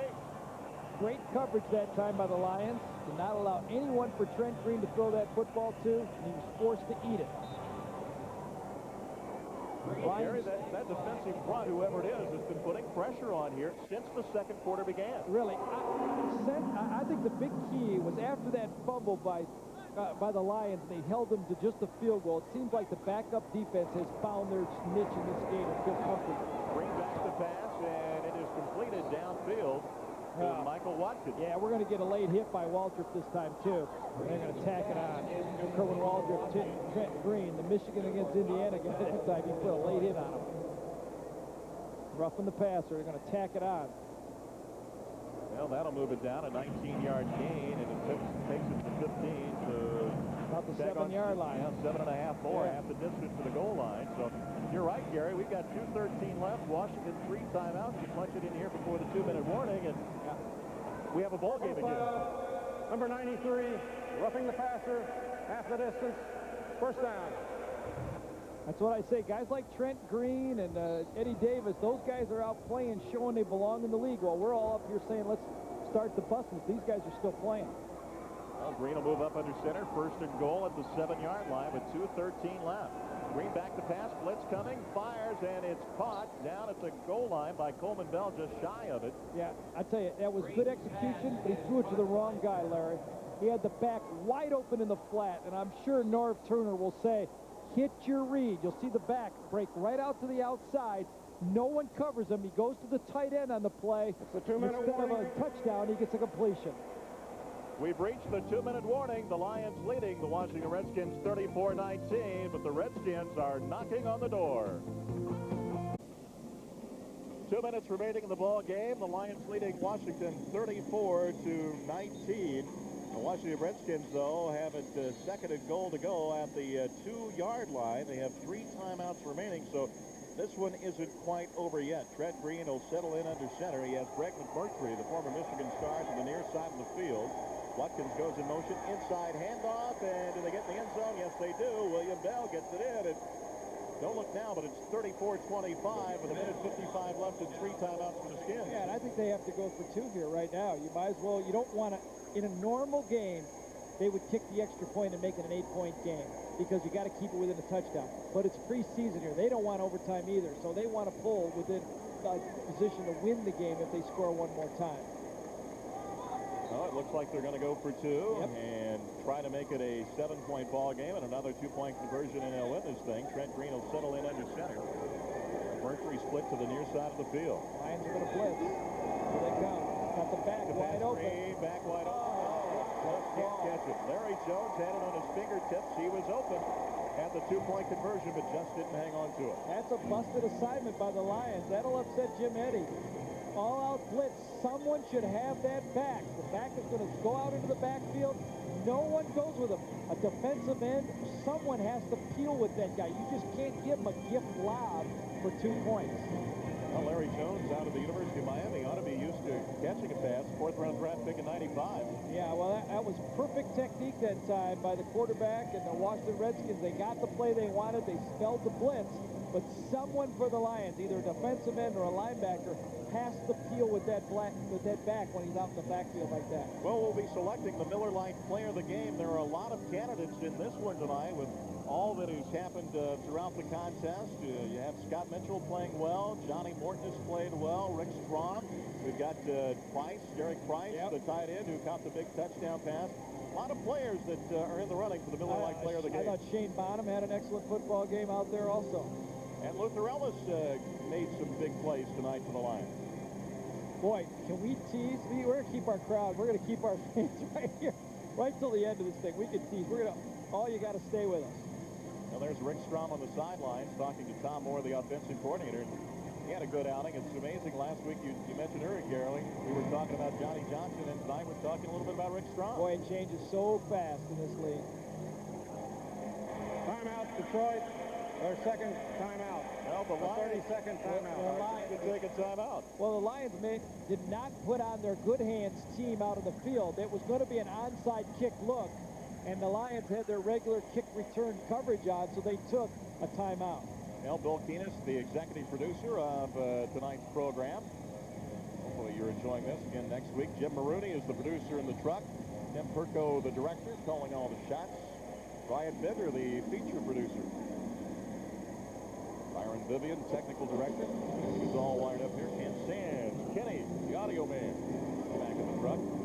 Roast on video, and Peggy Young on graphics. All the people that helped make tonight's program possible from here at the Pontiac Silverdome. It takes a lot of people to keep Gary and I on our toes. In one of these games, these are tougher than regular season games because you're constantly following people in and out of this football game, and those guys do a great job. I wish they could see my chart that I have in front of me. You got to start working tomorrow on next week's chart. I probably will. I mean, I actually run out of space to put all the names. Eddie Murray is in to try the onside kick. Now he's directing the onside unit. You can do that when you're 40 years old. You're allowed to do that. And let's see. Eddie's going to kick it to the near sidelines. It takes the high bounce. Oh, Greg McMurtry had it for a moment. The Redskins do recover. No, they're going to say it's the Lions, but it's bounds. They did. The receiver stepped out of bounds that time. McMurtry had a shot at that ball. He didn't get it. And then the receiver, who finally ended up with the football that time, stepped out, and that's why it's Lions football. Well, Scott Turner had his hands on the football, and the Lions will have it. Was that a nice kick by Eddie Murray? Watch this thing, end over end. It'll take one bounce and then pop up in the air. Right there, one bounce, and then boom, up in the air. Number 80, McMurtry, should have easily had this ball. Didn't come up with it. Then Turner steps out of bounds, can't come back in to get it. It's Lions football. We have a minute 55 left. Redskins have all 3 timeouts remaining, unfortunately. Don't keep reminding me, Gary. Surely they won't use them with a 9-point game. There should be some rule in preseason football. More than 9 points, less than 2 minutes, you can't use your timeouts. Sorry. Nice idea, but you can't use it. Now Rick Strom back up under center. Eddie Davis back in at tailback, and he'll step up a couple of more feet closer to Strom. He'll hand it off to Davis straight ahead, and the Redskins are trying to strip the ball from him. Jeremy Asher tied him up. All right. Picks up 3 yards, and they will not take a timeout. The clock keeps moving on down. Smart coaching here. I'll tell you why they didn't. Sonny Jurgensen was going to leave the booth if they called the timeout right next to me right now. He said, I'm out of here if they take any timeouts. Now, Sonny over there, he's got an interesting, shall we say, way to relax in the booth. He has this stogie that he's been chomping on. The whole game. I'll tell you, that is something when you look over there. We pointed them all out earlier, the number of star football players from the past of the NFL that are off to our right on the Redskins broadcast for television and radio. I could get some signatures. I'd be a rich man tonight. So the Lions are going to be 1-1. And big win for this football team. Showed that they could come up with a backup quarterback. Their backups outmatched the Redskins. Well, that Miller Lite Player of the Game, we have taken the votes, and guess what? It's Rick Strom, 5 of 10, 134 yards, and that big touchdown, the 63-yarder that went downfield to the tight end, Derek Price. And Strom, just an outstanding football game for the Lions. Especially coming so far from last week when he kind of was unceremoniously kind of pulled off the game. Johnson makes the big plays, gets the press for the whole week, and now Rick Strom comes back, makes the plays, and deservedly so, gets his shot in the spotlight. Well, Strom will go down to a knee again, and this game is over. The clock will run out, and the Lions have even the preseason at 1-1. Big victory for them when it looked like they were going to drop to 0-2. The defense came on, the offense with Rick Strom, who's got a big smile on his face. He knows he's had a good night tonight for the Detroit Lions. You can see also he took one on the chin in this one. He's got the Band-Aid on. He paid the price but got the job done. The ball game For the Detroit Lions tonight as they win 34-25 and have some momentum going onto the road for the next 3 weeks. 2 in the preseason at Houston, at Cincinnati, and then the regular season opener in Minnesota. Lions winners. They're now 1-1 in the preseason. Detroit 34, Washington 25. Tonight's game has been brought to you by today's Kmart, where everything we do is built around you. By your local Coca-Cola bottler, proud sponsor of the Detroit Lions. Always a winner, always Coca-Cola. And by your 31 Metro Detroit Ford dealers. Think Ford first.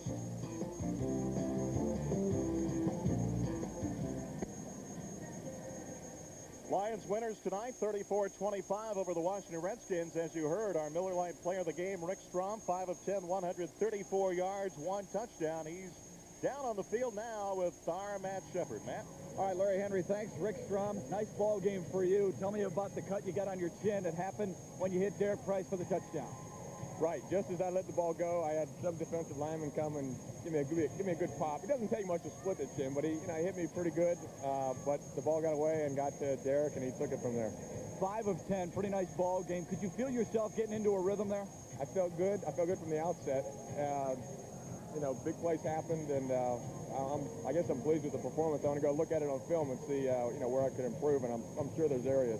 Rick, a lot of people talked about Johnny Morton's, or I should say Johnny Johnson's performance a week ago.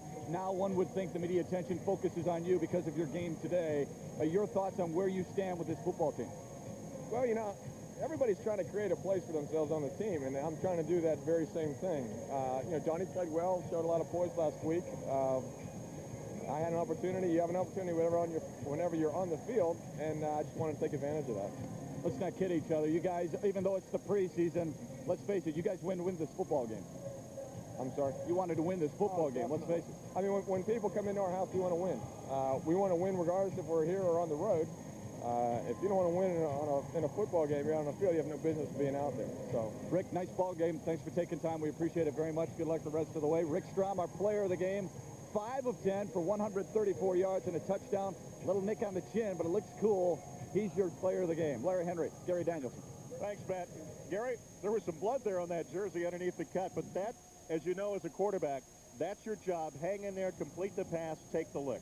Well, it is, and I think what Rick just said is exactly what we were talking about. You have an opportunity to come out and show not only the Lions, but everybody else in the National Football League that you can play. Take advantage of your opportunities. You make some plays. Price did it. Strom did it. A lot of guys did it tonight for the backups for the Lions. All in all, I think a great night, led by, I think, their quarterback, Scott Mitchell, played brilliantly tonight. Yeah, Mitchell began the game, was 10 of 15 on the night, had a solid performance. Barry Sanders got his 7 carries in and a touchdown run. Johnny Morton, again, another solid game for him. And the backups did a lot of good work for the Lions tonight. Well, the stats on the football game tonight. The Lions with 23 first downs. Look at that, 284 yards passing. But as we thought, the Redskins, with the 2 quarterbacks they had, 282. Total yards very close together, and time of possession very close together. But the Lions, the most important stat, they've got more points on the board. Hey, next week as we head to Houston, the Lions now winning this football game can go out there, breathe a little bit easier. They'll face a more physical football team. Houston's going to come right at you. Been a chance to see Eddie George, the Heisman Trophy winner, and McNair. I think that'll be a real big challenge for this football team. Aaron McNair next week, and Scotty Mitchell. Let's see what he can do next week. The Lions will play their starters a little more. It's going to be an interesting football game next week as we go to Houston. Also interesting to see how many fans we have in attendance. Again, 8 o'clock, our broadcast time next Friday night from the Astrodome. Lions winners tonight, 34-25 to even their preseason record of 1-1. For Gary Danielson, I'm Larry Henry. So long, everyone, and thanks for joining us tonight for this Detroit Lions football game.